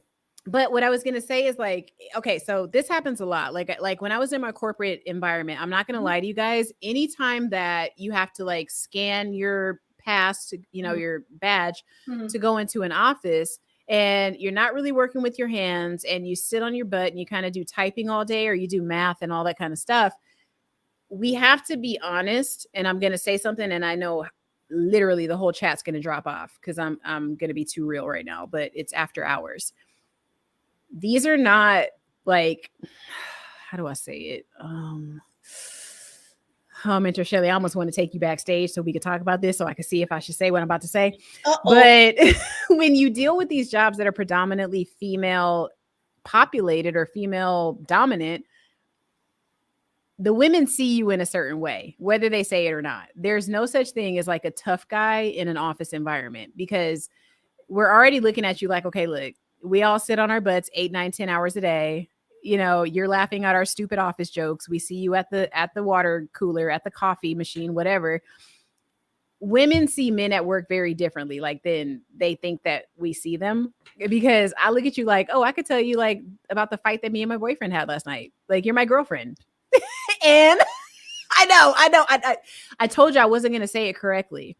I wouldn't talk to my office compadre the same way that I talk to, say, if he was a firefighter or a police officer. Like, I wouldn't talk to them the same. Or if he had a more physical job. Oh, yeah, girl. Like, okay, look. That's like, a little difficult here. I'm going to be honest. Like, I used to talk to a guy that did I wouldn't necessarily say construction. It was construction, but it was more like landscaping, and like he worked with his hands and stuff. And a lot of the stuff we would talk about would be like, not necessarily man stuff, but like he wouldn't sit there with me and like go back and forth about like this conversation that I had with one of my coworkers, right? Where the guy that works right in my cubicle, like I could talk to him like, oh my God, did you hear that call? Like I could kiki with him. I can't kiki with the construction worker. I'm sorry. Okay, well, that's a whole nother situation. You dealing with two different type of men, obviously. All right, Big Daddy still rocks. I am not saying anything negative, because you was in finance, so that's a whole nother. Because I might need. All right. So, all right. But I'm just saying that like there is like, of course, there's a difference. Yes, because they operate from two very different schools of thought. So, girl, very, and they be having these, like I said, they be having these super soft hands, right? And I'm just like, oh my God, like, all right, how are my hands more callous than yours, sir? I get manicures and everything. How are your hands softer than mine? We got to talk about this, right? Stop. And then like men in offices, like a lot. No, and men in offices, don't be lying, y'all. Men in offices do not hang out together. They always hang out with the women in the office. Y'all already know. And y'all be talking about your relationships. You be talking about your children. Well, we can't make assumptions. Girl, I'm speaking from experience, okay? And like, I'm trying to help you. Come on back. I don't have tact. You know this. Come on, but I'm trying to reel you back in. Come on back, baby. And I'm not gonna blast this person, but I was on a work trip very recently, and I doubt this person, he won't watch this, but it was so funny because we were listen, you got to also watch these men. Mr. Shelly, I'm gonna go there. I'm gonna go there. Come on back, please. So, but I'm not gonna say anything salacious, y'all. It's a little bit, but. And it's because I don't work in an office anymore. So I could but I remember I went out to dinner, because we did our thing like during the day, we're all working and stuff, yada, yada, yada. But you can always get a vibe from somebody. You always pick up on a vibe from coworkers, male, female. We always pick up the vibe, right? So I'm like, hey, I'm at this bar. I'm doing whatever before I, go to bed. How about a nightcap? I'm single, y'all. I could do what I want. It's up to him to say no. I could do what I want. Okay. So I Well, say, all hey, right, man. no. So I get the text and I'm like, hey, I'm over here. Let's have a drink, whatever. Do what you do, I'm already talking to somebody there anyway. So I'm like, hey. He was kind of chocolate thunder. So I was like, hey, what's up with this guy? But I could tell it was wrapping up. So I was like, all right, well, coworker, come on over. So we started sitting there talking, right? And I'm like, he starts telling me about, I know y'all, this ain't about quiet firing, but these are things that could lead up to it, honestly speaking, not even kidding. So we're sitting there talking and he starts telling me about like how he's been with his wife since he was like 12. And I'm like, why are you telling me this? And I'm looking at him like, I know why you're telling me this, And I'm like, but I also don't care. You buying me that whiskey or what, So he starts telling me all this information. And I'm like, oh my God, this is what I'm talking about, where you have to sometimes get in good with your coworkers, because what if he becomes upper management or something? You never know, right? So we're sitting there having this conversation and I'm just looking at him like, oh my God, this is the Or stuff. he could get too attached and start stalking you. You never Girl, know. listen, no. And I could tell he wasn't that type, because halfway through the conversation, even though he was kind of lit, like I could see it in his eyes, something clicked. And he was like, I can't do this. Like I could see it. It was kind of like, it's hard to explain, but you feel the energy, and then all of a sudden it stops. And you're like, oh, he knows he's about to cross the line, so he has to pull back right now. Because I could tell, because the stuff he was telling me, I was like, bro, why are you telling me this shit? Like, we got to get up and we got to go to the office tomorrow and we got to walk into this place and like do our work. Like, why are you even, bro? Like, stop, So he stopped because he kind of knew, So I was like, okay, respect. Like, I have respect for that guy. Like, I have a serious respect for him ever since that day happened, because I could see he was going to go back into his old ways. And then he kind of was like, wait, no. Because number one, he doesn't know me that well, right? He was drunk. He didn't know me. I could go back literally and tell our manager, hey, you know what so-and-so did? I got to tell you something. You need to watch him closer, So you never know where those situations can go. it's that's why it's important, guys, that even though TMI, sorry y'all. No, it's important because those social situations happen to a lot of different people, whether you're working remote, you're working in the office, whether it's an office party or a office function that you're doing for clients, whatever it may be. Those type of conversations come up, and you have to be the adult in the situation. You also have to have very strong boundaries with people.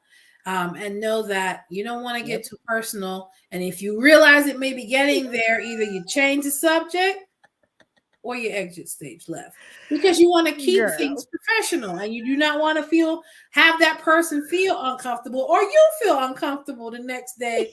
Like, I mean, you don't tell me your life story, and I'm looking at you, girl. Right now. So I was like, if I ever meet his wife, oh God. And depending on who, right, and depending on who you're talking to, that could lead to some other things too. If you're talking to somebody in upper management, if you're talking to somebody that you report to, or they report to you, it just depends. So that keeping that line, you gotta keep that you gotta keep your boundaries in place, especially when it comes to people at work, because people at work are people at work. People outside of work are people outside of work. Yeah, so and I struggle with that. The situation with the whole socializing outside after hours, sometimes, especially with that job, it was cringe half the time for me. I'm just going to be honest, because I'm naturally more observant than I am. Like, I'll have meaningful conversations with one or two people. I'm chirping all over the place. After about an hour of looking at the same folks that I got to see in the morning, I got to go.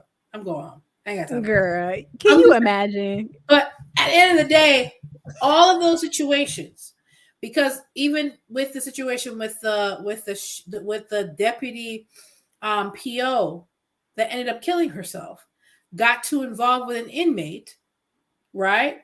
Oh, was that with the really tall guy? Yeah, over a 4-year period, and he conned her into going away with him, only for they escaped. Right. It was a plan. They escaped only for her to lose her life and sell her house for half the value, completely ruined her life.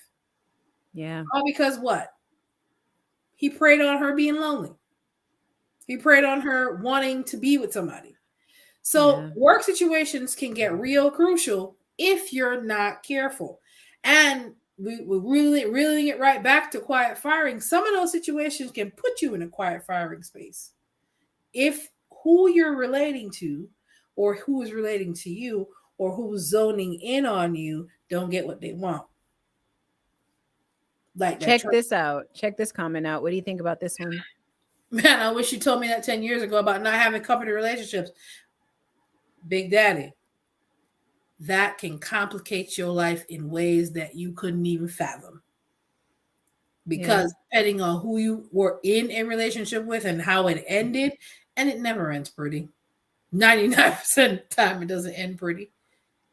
You're looking at a product of a work relationship. So like they could say you did this, they could say you didn't do that. They could say, oh, you this person, I feel harassed, which a lot of the times sometimes it's BS because they want to get back at you because they did not get the relationship or get the type of, what they want from you, or vice versa. So it could get ugly real quick.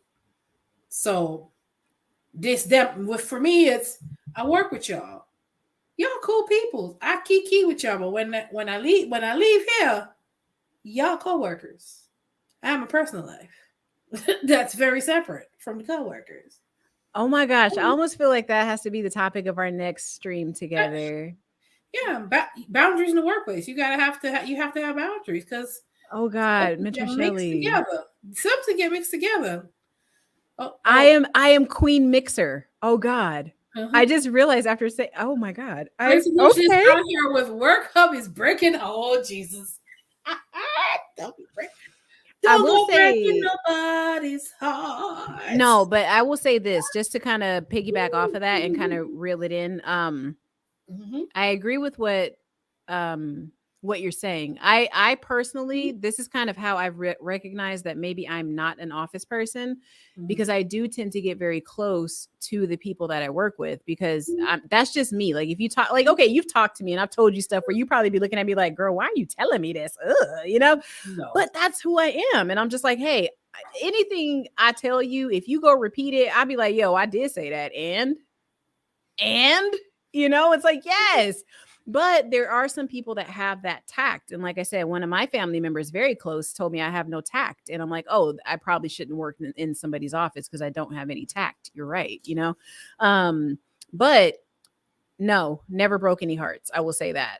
Thank you for the alien spaceships and all that good stuff. Extreme, hello. Oh, that's right. Go ahead and do y'all patois, whatever y'all call it. I don't know. Well, go on Extreme. You're good. Everything. Yeah.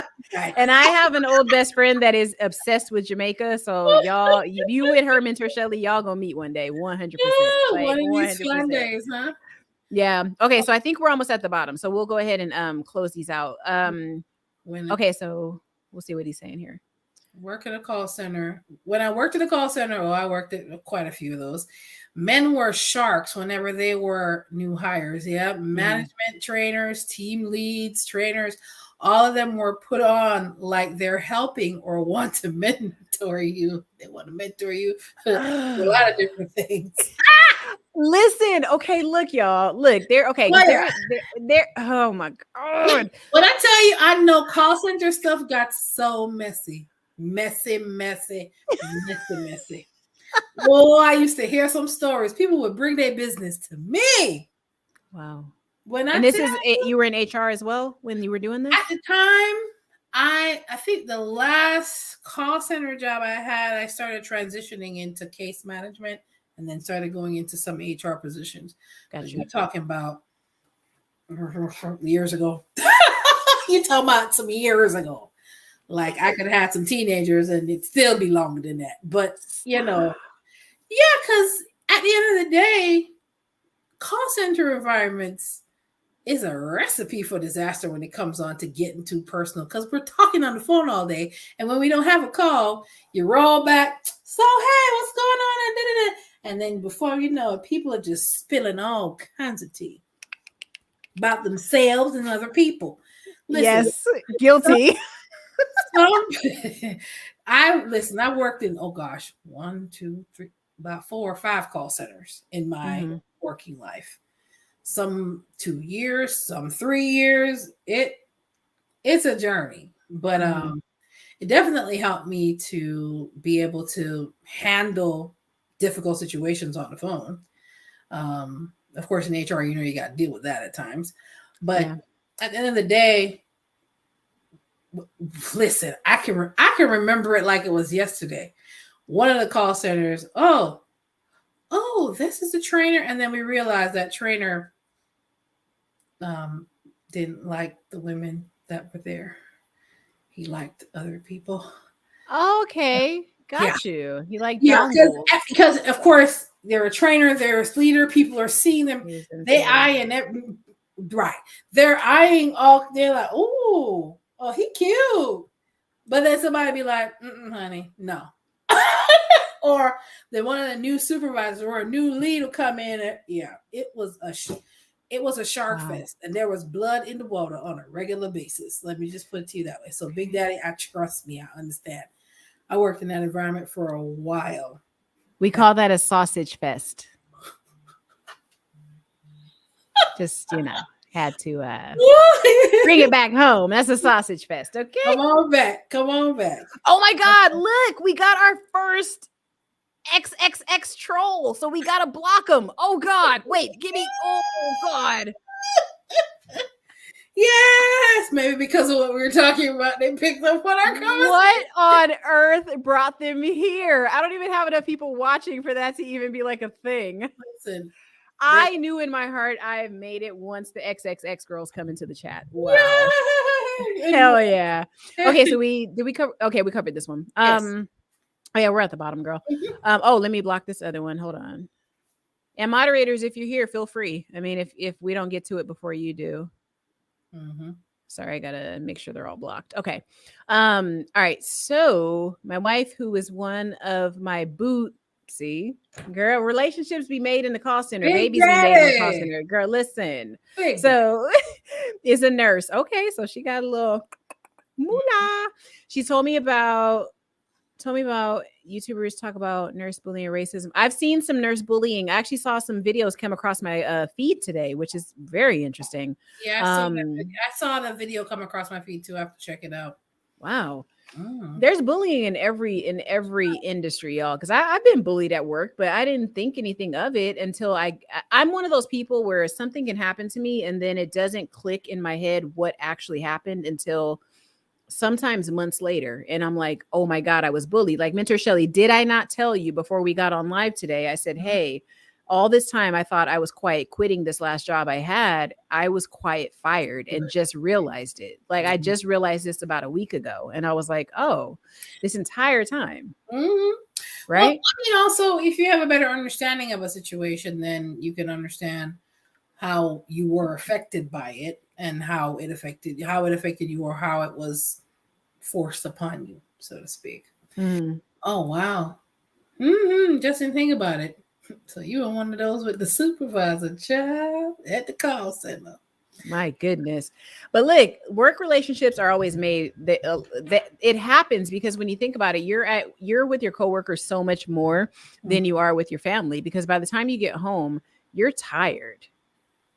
You don't have a lot of energy to give your spouse. You don't have another 8, 9, 10 hours to actually give them. So I can understand how it happens. But anyway, that's a whole nother topic. Like, girl, that's like HR 101 after dark. Okay. Okay. So let me address. Y'all don't want to hear some of the stories that came across in my lifetime. Lord, you wonder, like, really, people? Y'all really thought this is okay to do at work? Like, come on. I do want to piggyback. I do want to bring it back really to, guys, if you're being quiet fired, I want to make sure that you have an action plan to get yourself in a better position. You definitely want to make sure that your resume is ready, ripe for the next employer. You want to be prepared to either start that side hustle or have another income coming through, right? You want to make sure that you have some form of plan B, C, D, E, and F. Because for us, we got to have the extra plans. You feel me? Come on, Big Daddy, with the aliens coming through. Of course. We have to, because being quiet fired, unfortunately, is not within the realm of our control.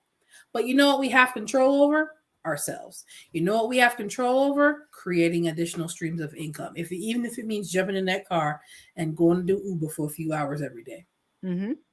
Even if it means you go and get them 2 LLCs like Homegirl did and start something online or start something offline. Go cut some grass on the weekends. You got to do what you got to do, because these responsibilities are not going to take care of themselves. You got to handle your business. And toughen up them hands, man, because y'all be having soft You hands. I know don't like what? that. I need a man with blisters and cuts, like unreal. Like, homie, I gotta Listen. yeah. I need some surface paper cut scratches when you touch me. I Let me don't. tell you, listen. Don't listen to her. Because who the Lord has for her, she has no idea how they coming and in what package they come in. So just be sure it's the Lord and not what you feel like you want. Anyway, that's another subject for another day. Girl, we're gonna have to talk about that offline because I got a revelation this week. Okay. But So yeah, at the end of the day, I do want to say this. If you guys are looking for help with getting the resume together and you're not sure that if it's not pulling the kind of attention you want right now and you need it to do that, you definitely can hit me up on mentorshelly.com/consultations. I do also have LinkedIn profiles, guys, especially if you think you're being quiet fired. Your LinkedIn profile is your online resume. I'm going to tell you this, and I know I've said this before on a few other lives before, but if your LinkedIn profile is set up correctly and you have specific experience, I have a lot of leave management experience in my HR career.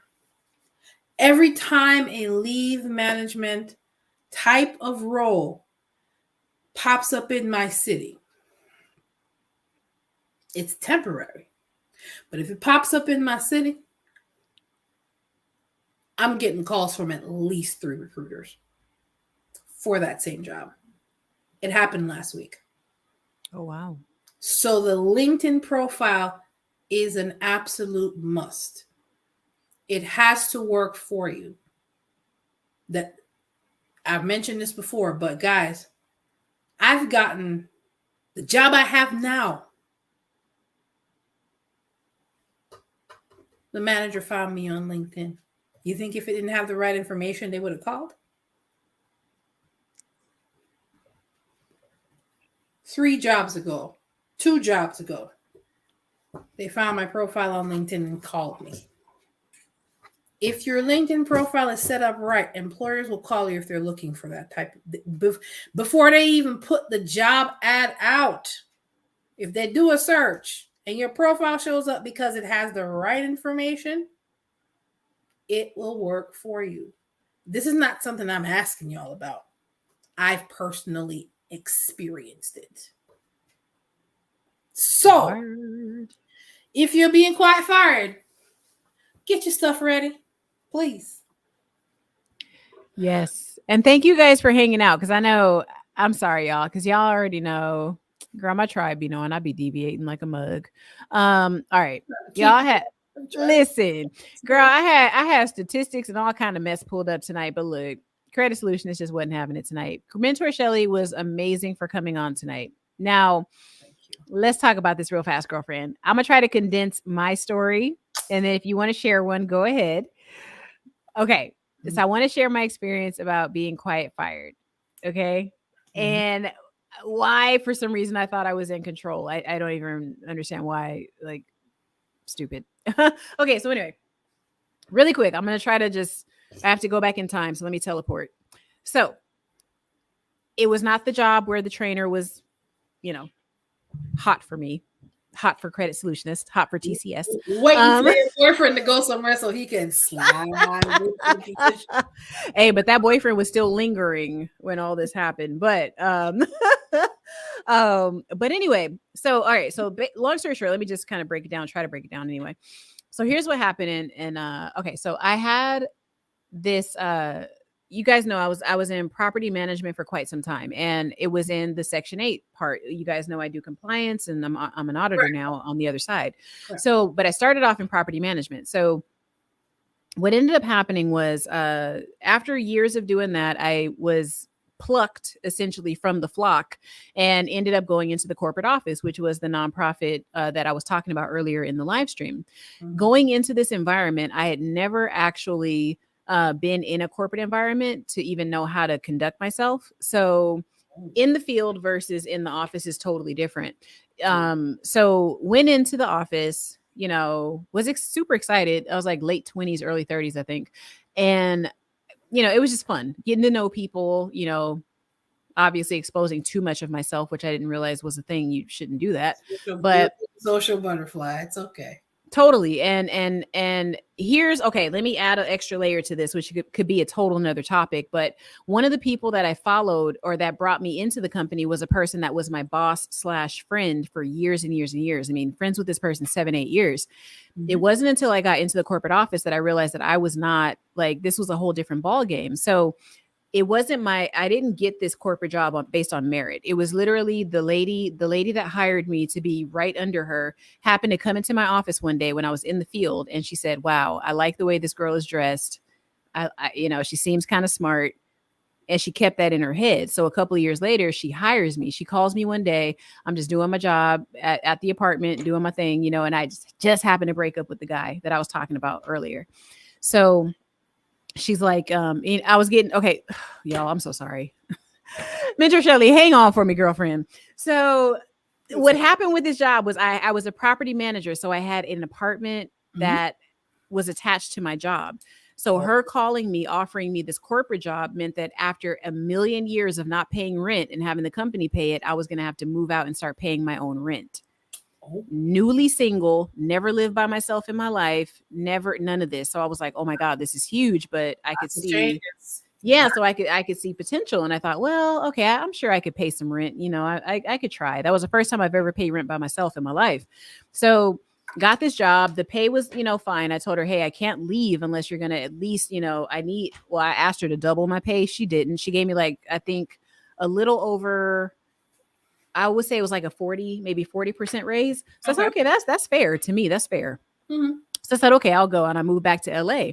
So after all this happened, anyway, going into the office, I worked for that company for 4 years and I was literally the assistant director's right-hand person. I did a lot of her work, and I love you to death if you ever see this, but I did a lot of her work. And she told me straight up, she's like, look, there's not enough of us in here. And I was like, what does she mean? And she meant there's not enough of us because she was the only one. There was her and like one half black person. And I was like, oh, that's not enough. That's not enough. I see why she did what she did. Got it. Anyway, the higher up that was above her, I could tell from the moment I met this lady didn't fucking like me. Like I could tell. And the crazy thing is she sleeps black, if y'all know what I'm talking about. So she ain't tell nobody that, but her husband is black. So, but when you see her, you would not know she's lily white. So I'm only saying this because there's nothing she can do to me now, but it's like she didn't like me. And sometimes there is that, I'm not going to be specific, but sometimes when women are with our men, they treat microaggression. It's okay. Not exactly. And I could feel that from her the day I met her. And I said, why is she so weird with me? And I'm like, energy was off. Because your husband probably doesn't like. Got it. Okay. Makes sense. Right. So that was what it was. At least that's where it started. So, because I would always come in, do my job and do everything like whatever. So, anyway, point being, I was there for 4 years. Look, some of her cronies was probably on here. That's why they all dropped off. But who cares? The thing, right, girl, listen, this is why I don't post on Facebook because they all on my Facebook. So they gonna be all right. Right. But check that out. When they drop off, a few more come in. So anyway, Anybody that knows this woman, I don't care, because they get the vibe from her too, because we all talked about it before. But it's like, so anyway, microaggressions, like you said. And then I have the skills, because not only did I have so many years in the affordable housing industry, but I had the wherewithal to go forward into whatever career I wanted, whether I wanted to be regional manager over all these properties or wanted to be a compliance manager, whatever it was, I could do it. Right. So it's like, I got the certifications, I got everything that I need. Long story short, this lady, every single time that an opportunity came for me to be a trainer, every time an opportunity came for me to do something that would actually, I could add to my resume, she would make sure that it was something I had to keep private. So managers would call me all the time to get training. I was literally the trainer for that entire department, but they didn't put it in my description. So it was like, I'm doing all this work, creating these presentations, leading some of these trainings, and y'all not giving me credit for this, right? You're giving it to my boss. Girl, listen, it was a mess. So because I like my boss so much, and she's kind of the reason that I started my my libertarian journey, I will say that I have a special place in my heart for that lady, not the upper management, but the lady I was directly working with. Right. So the lady I was directly working with told me straight up, she's like, look, she don't like you. And I'm like, she was probably threatened by you. Girl, she literally was like, she don't like you. And she said, look,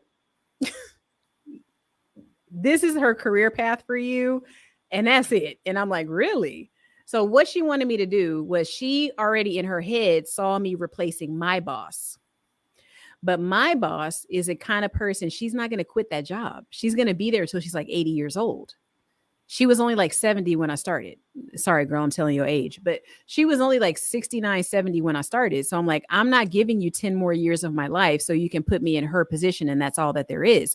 So she presented me with a glass ceiling, and I saw it. And I was like, oh my God, what do I do here? Because I like compliance, yes, but I don't want to do it for the rest of my life. Like, that's not what I want to do, you know? And like I said, my boss wasn't going to go anywhere. So a particular position that came up, and actually two things happened. Let me guess, she didn't want to let you go either, did she?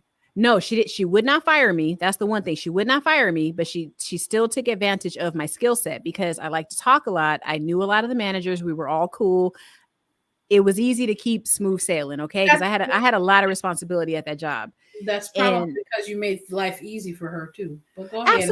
Absolutely. Like yeah. And I knew that was part of why my direct boss kept me on. I love my direct boss. Like I don't talk to her today just because when I leave a job, I leave. I don't, that's not me. I don't, hey girl, what's up? No, we're done. So it's like, I love her, but so your boundaries work a little different. Go ahead. Yeah, totally. Because when I leave a job, I figure I'll never be back here. Like I'm going to have to just do something else. I'll never be back here. Because with my skill set, it's like I can always, we'll talk offline, but like I can always go into a certain type of housing to where I'll always have a place to stay. Always, no matter what. And I was at least crafty in that way, you know, where it's like, okay, I have a skill set where they'll always hire me. So, see, girl, I ain't talking enough. They like, oh, fuck her, I'm gone. But anyway, so girl, this is game for like young chicks, but whatever. So anyway, I created this entire like training presentation because I was like, oh, they had this, you know, this big company meeting, and it was like I could finally get my chance to shine. And I remember, you know, the boss above me, I remember we were in this room all by ourselves, like at the actual event. And I said, look, I want to show you what I have, you know, because oh girl, I prepared. I even had one of my homegirls, like she worked there too, but she was like right down the street. I was like, girl, come over here, look at this presentation. Tell me if it's good. She was like, girl, top notch. She's like, yeah, this is good. Showed it to the person, and she even went so far as to like give me a hug after, like, I'm so impressed by what you've done. Like, I'm so impressed. Like, I had like literally, she was like, I had no idea that you had this in you. And I'm like, yes, because I didn't say this, but I'll keep chum on me, fool. That's why you don't see it, because you don't give me the opportunity to show it.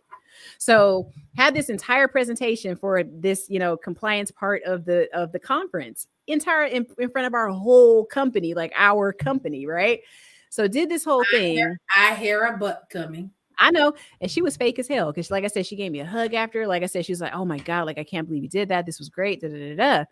So I said, okay, cool. So at least now she knows I'm good at presenting. I'm good at keeping attention. I'm good at doing all this kind of stuff. You were great at And your job. and I didn't realize I'm a technical writer. I didn't realize I'm a technical writer. In doing all that, I'm a technical writer. So that's another area that I want to explore.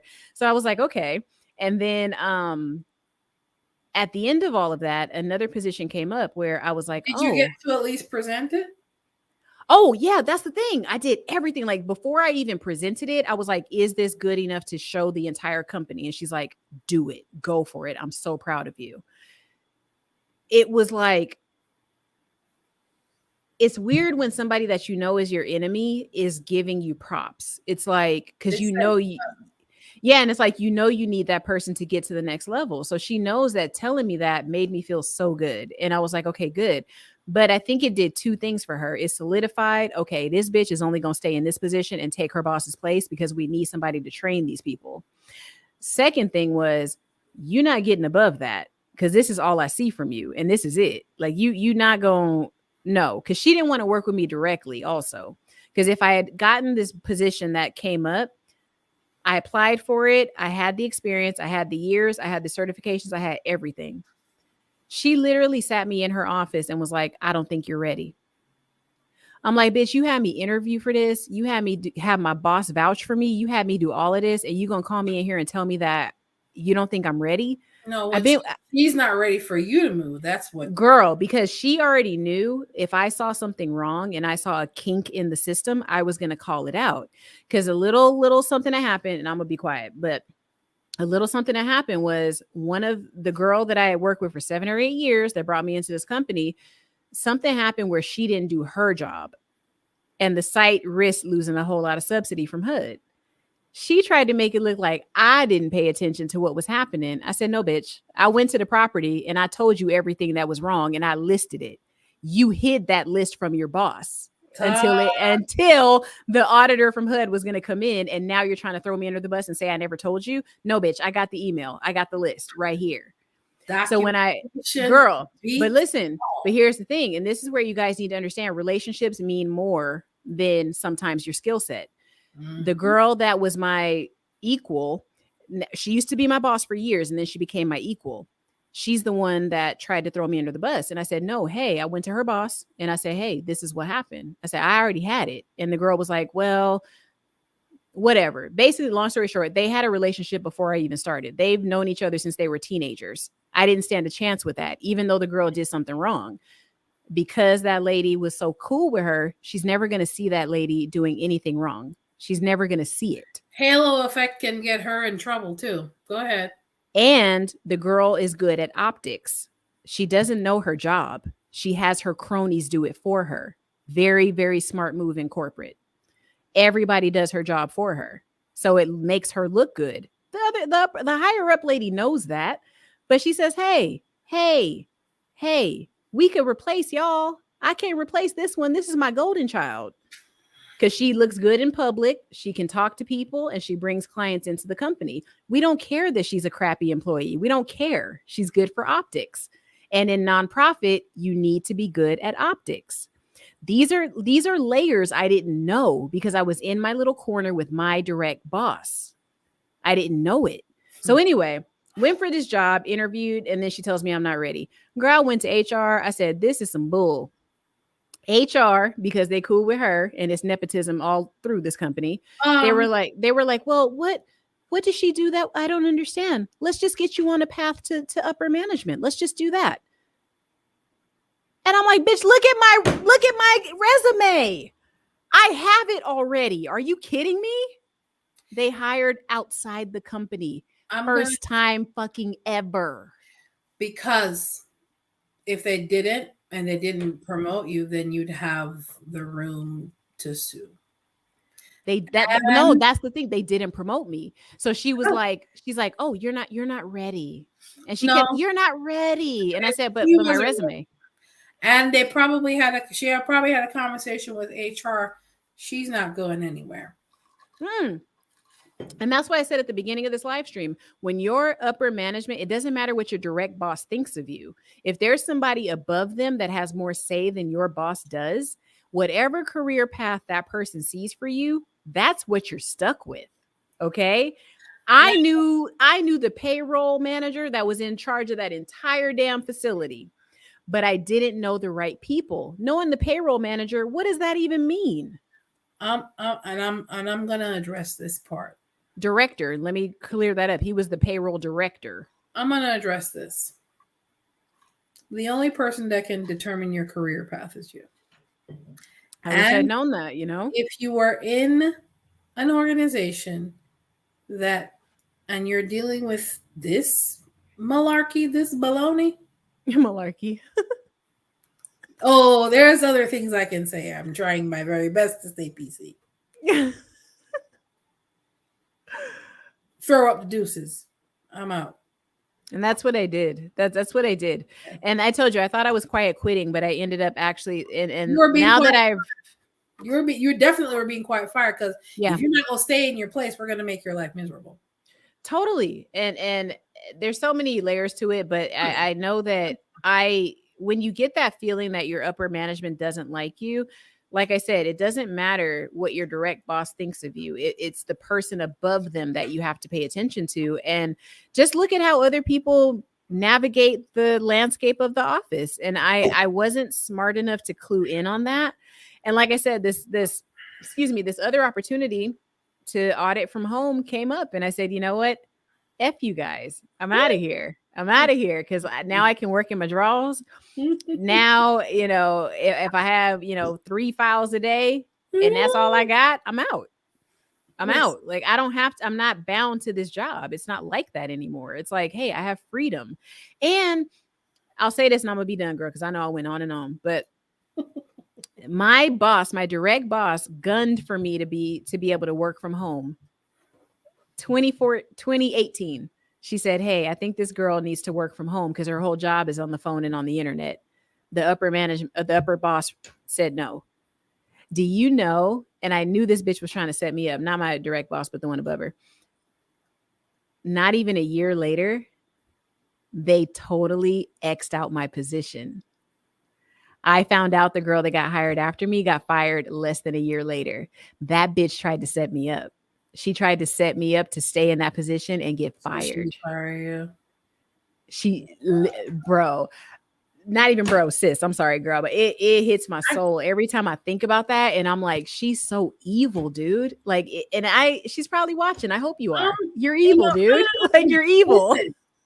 Listen, she sounds like she has some narcissistic tendencies there. She totally did. And it was like she tried to play it off so cool. And it is, I could see it from the day I met her. And I would just look at her kind of like, I would just sit in her office sometimes and kind of, because I can't control my facial expressions. I would just kind of look at her and then I would tilt my head and I would just go, oh. Be like, mm-hmm. Yeah, she picked up on it. She's not stupid because she didn't get to where she was being a director by being an idiot. So she knew I didn't like her the minute I got there. I couldn't stand her and she couldn't stand me, but she couldn't find a reason to let me go. So it was like, oh, I'll make your life hell, little black girl, and I'm gonna just make it so you can't get anywhere else. And my direct boss was a black lady too. So it was like, that's the direction that they wanted us to go in. It's like, you're here. This is all I see for you. You're not going to get anywhere else. I'm sorry. So the lesson in all of that, you heard my story. You heard her story. My long ass story. I'm sorry, y'all. You heard my story and you heard her story. But at the same token, those roles didn't make us who we are in our career. Yeah, that's true. And those roles didn't determine the landscape of where the next step that we took in our career. In my case, I was forced out because they realized I wasn't going to shut up and let the what do you call it? The microaggressions continue. Mm-hmm. I wasn't going to sit there and not be trained on my job and not be vocal about it. Right. So when a manager was bold enough to say to you, they made sure they didn't say it in front of the whole team either. They said it in front of people that's going to keep the secret. Yep. I still can sue them. Training is a privilege. Girl, you better get your money. But you have the nerve to try to fire me for performance? No. You know the issue with that? Most of those jokers aren't even there anymore. I think the manager still is. But that if there is an organization that I consider a cesspool, that would be one of them. It's That's how I worst. feel about my old That's employer the too. worst place I've ever worked ever in life. I would never recommend anybody work there Yeah. because of the pervasive attitude of, if they don't like you and if you don't look a certain way, they will literally treat you like shit. 100. So that's exactly why in this country you have the freedom to file your own LLC. You have the freedom to start your own business. You have the freedom to get your resume together and get the hell out of Dodge. Okay? You always have a choice when it comes to your career. You Yeah. never have to sit there and take anybody's BS.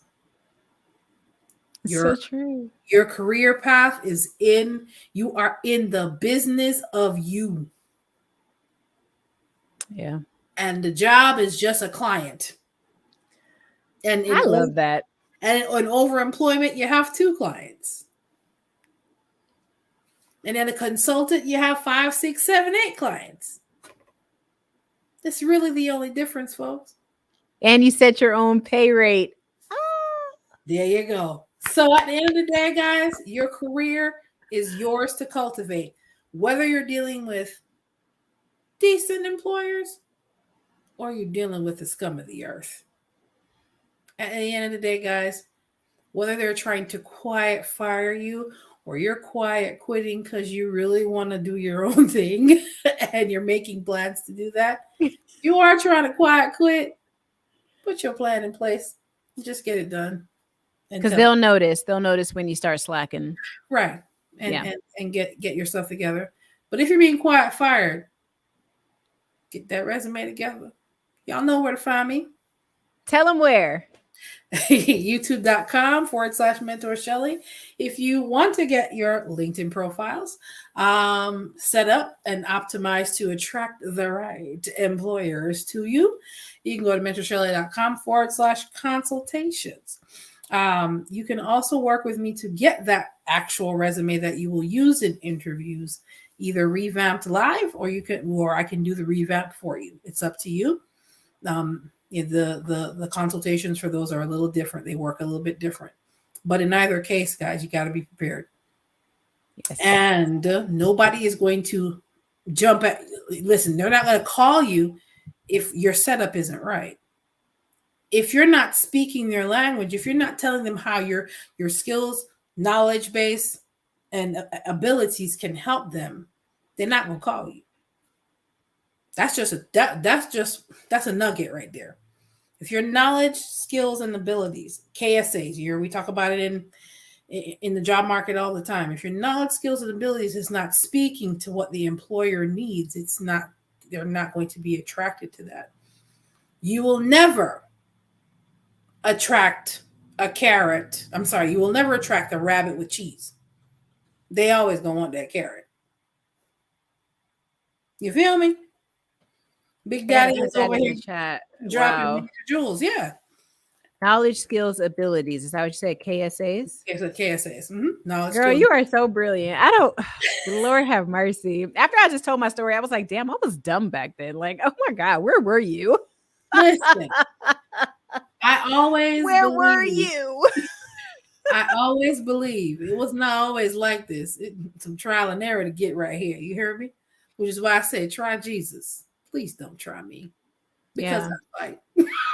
And it's not hard to navigate these things all by yourself. And I will tell you, Mentor Shelly, throughout most of my career, I felt like I was by myself, and nobody was really out there gunning for me. It was just me, and that's why I decided, I gotta do something for myself, because nobody out here is fighting for me. Like nobody cares. I have a friend that says nobody cares, work harder, and I'm like, you're right. And because we are who we are, we have to make sure that we carve out our own path, because so many of us didn't have the opportunity to carve our own path. not so long ago. And we're subject to how people see us, and they don't want to see us any differently So, than and you know what? You know what I say to that? Screw them. That's their, yeah. Girl, I'm That's, still with my middle fingers. Lord have mercy. listen. Boy, bye. Girl, bye. At the end of the day, you have the opportunity to carve out your own path.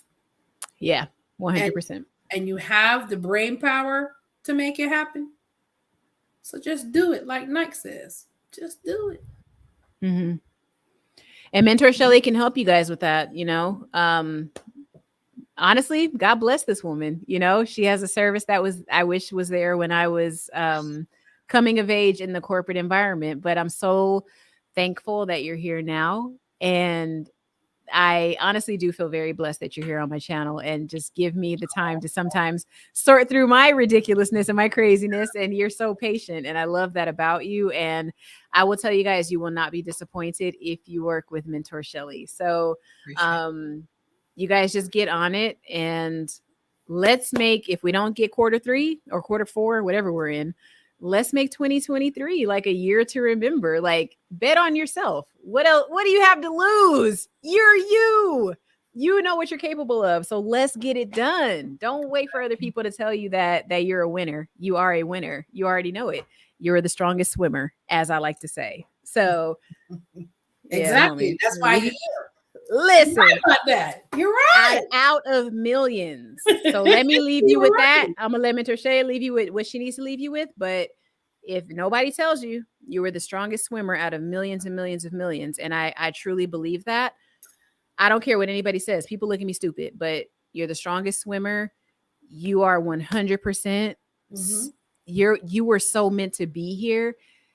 It's not even funny. I could cry right now, but I'm not going to. But it's like you were so destined to be here. You have no idea. Like, oh my God, dude. Out of all of the little it was you.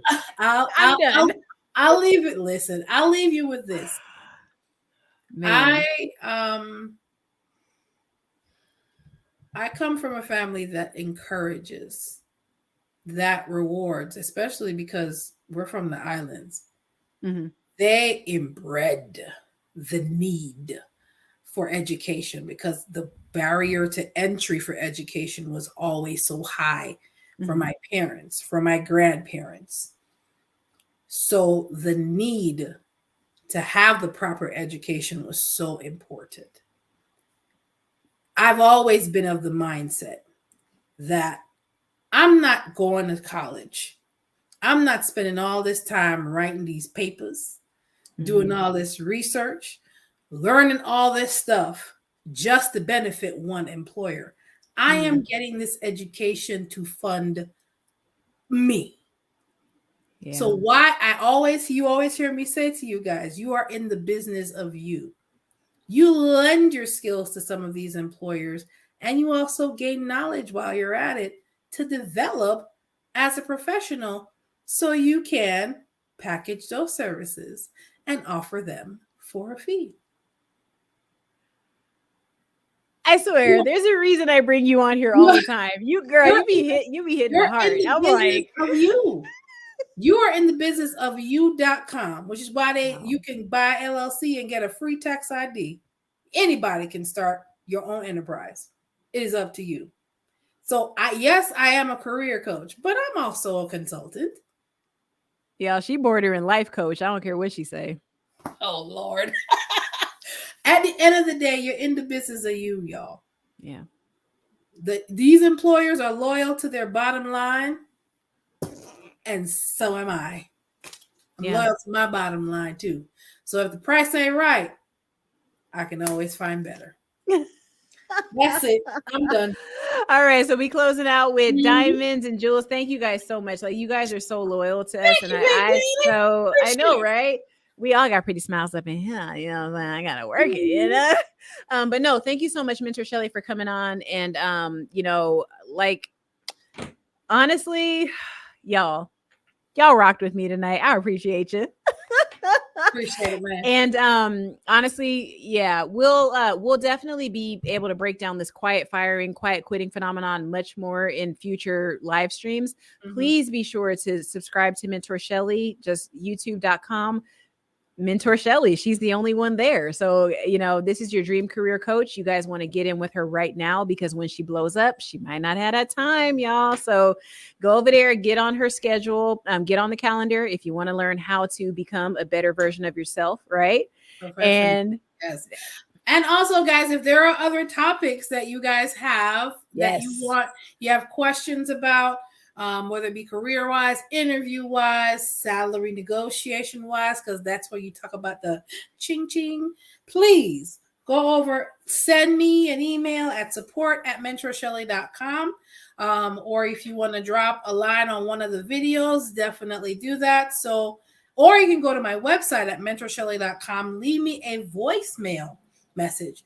I respond to those within 24 hours to make sure that you get what you need career-wise. And if I can point you in the right direction so you can get more of them dollars, then we're going to do that. All right, guys, listen, I'm here to help you become a better professional in whatever way that directs you on a career path or on a business path. That is right. All right.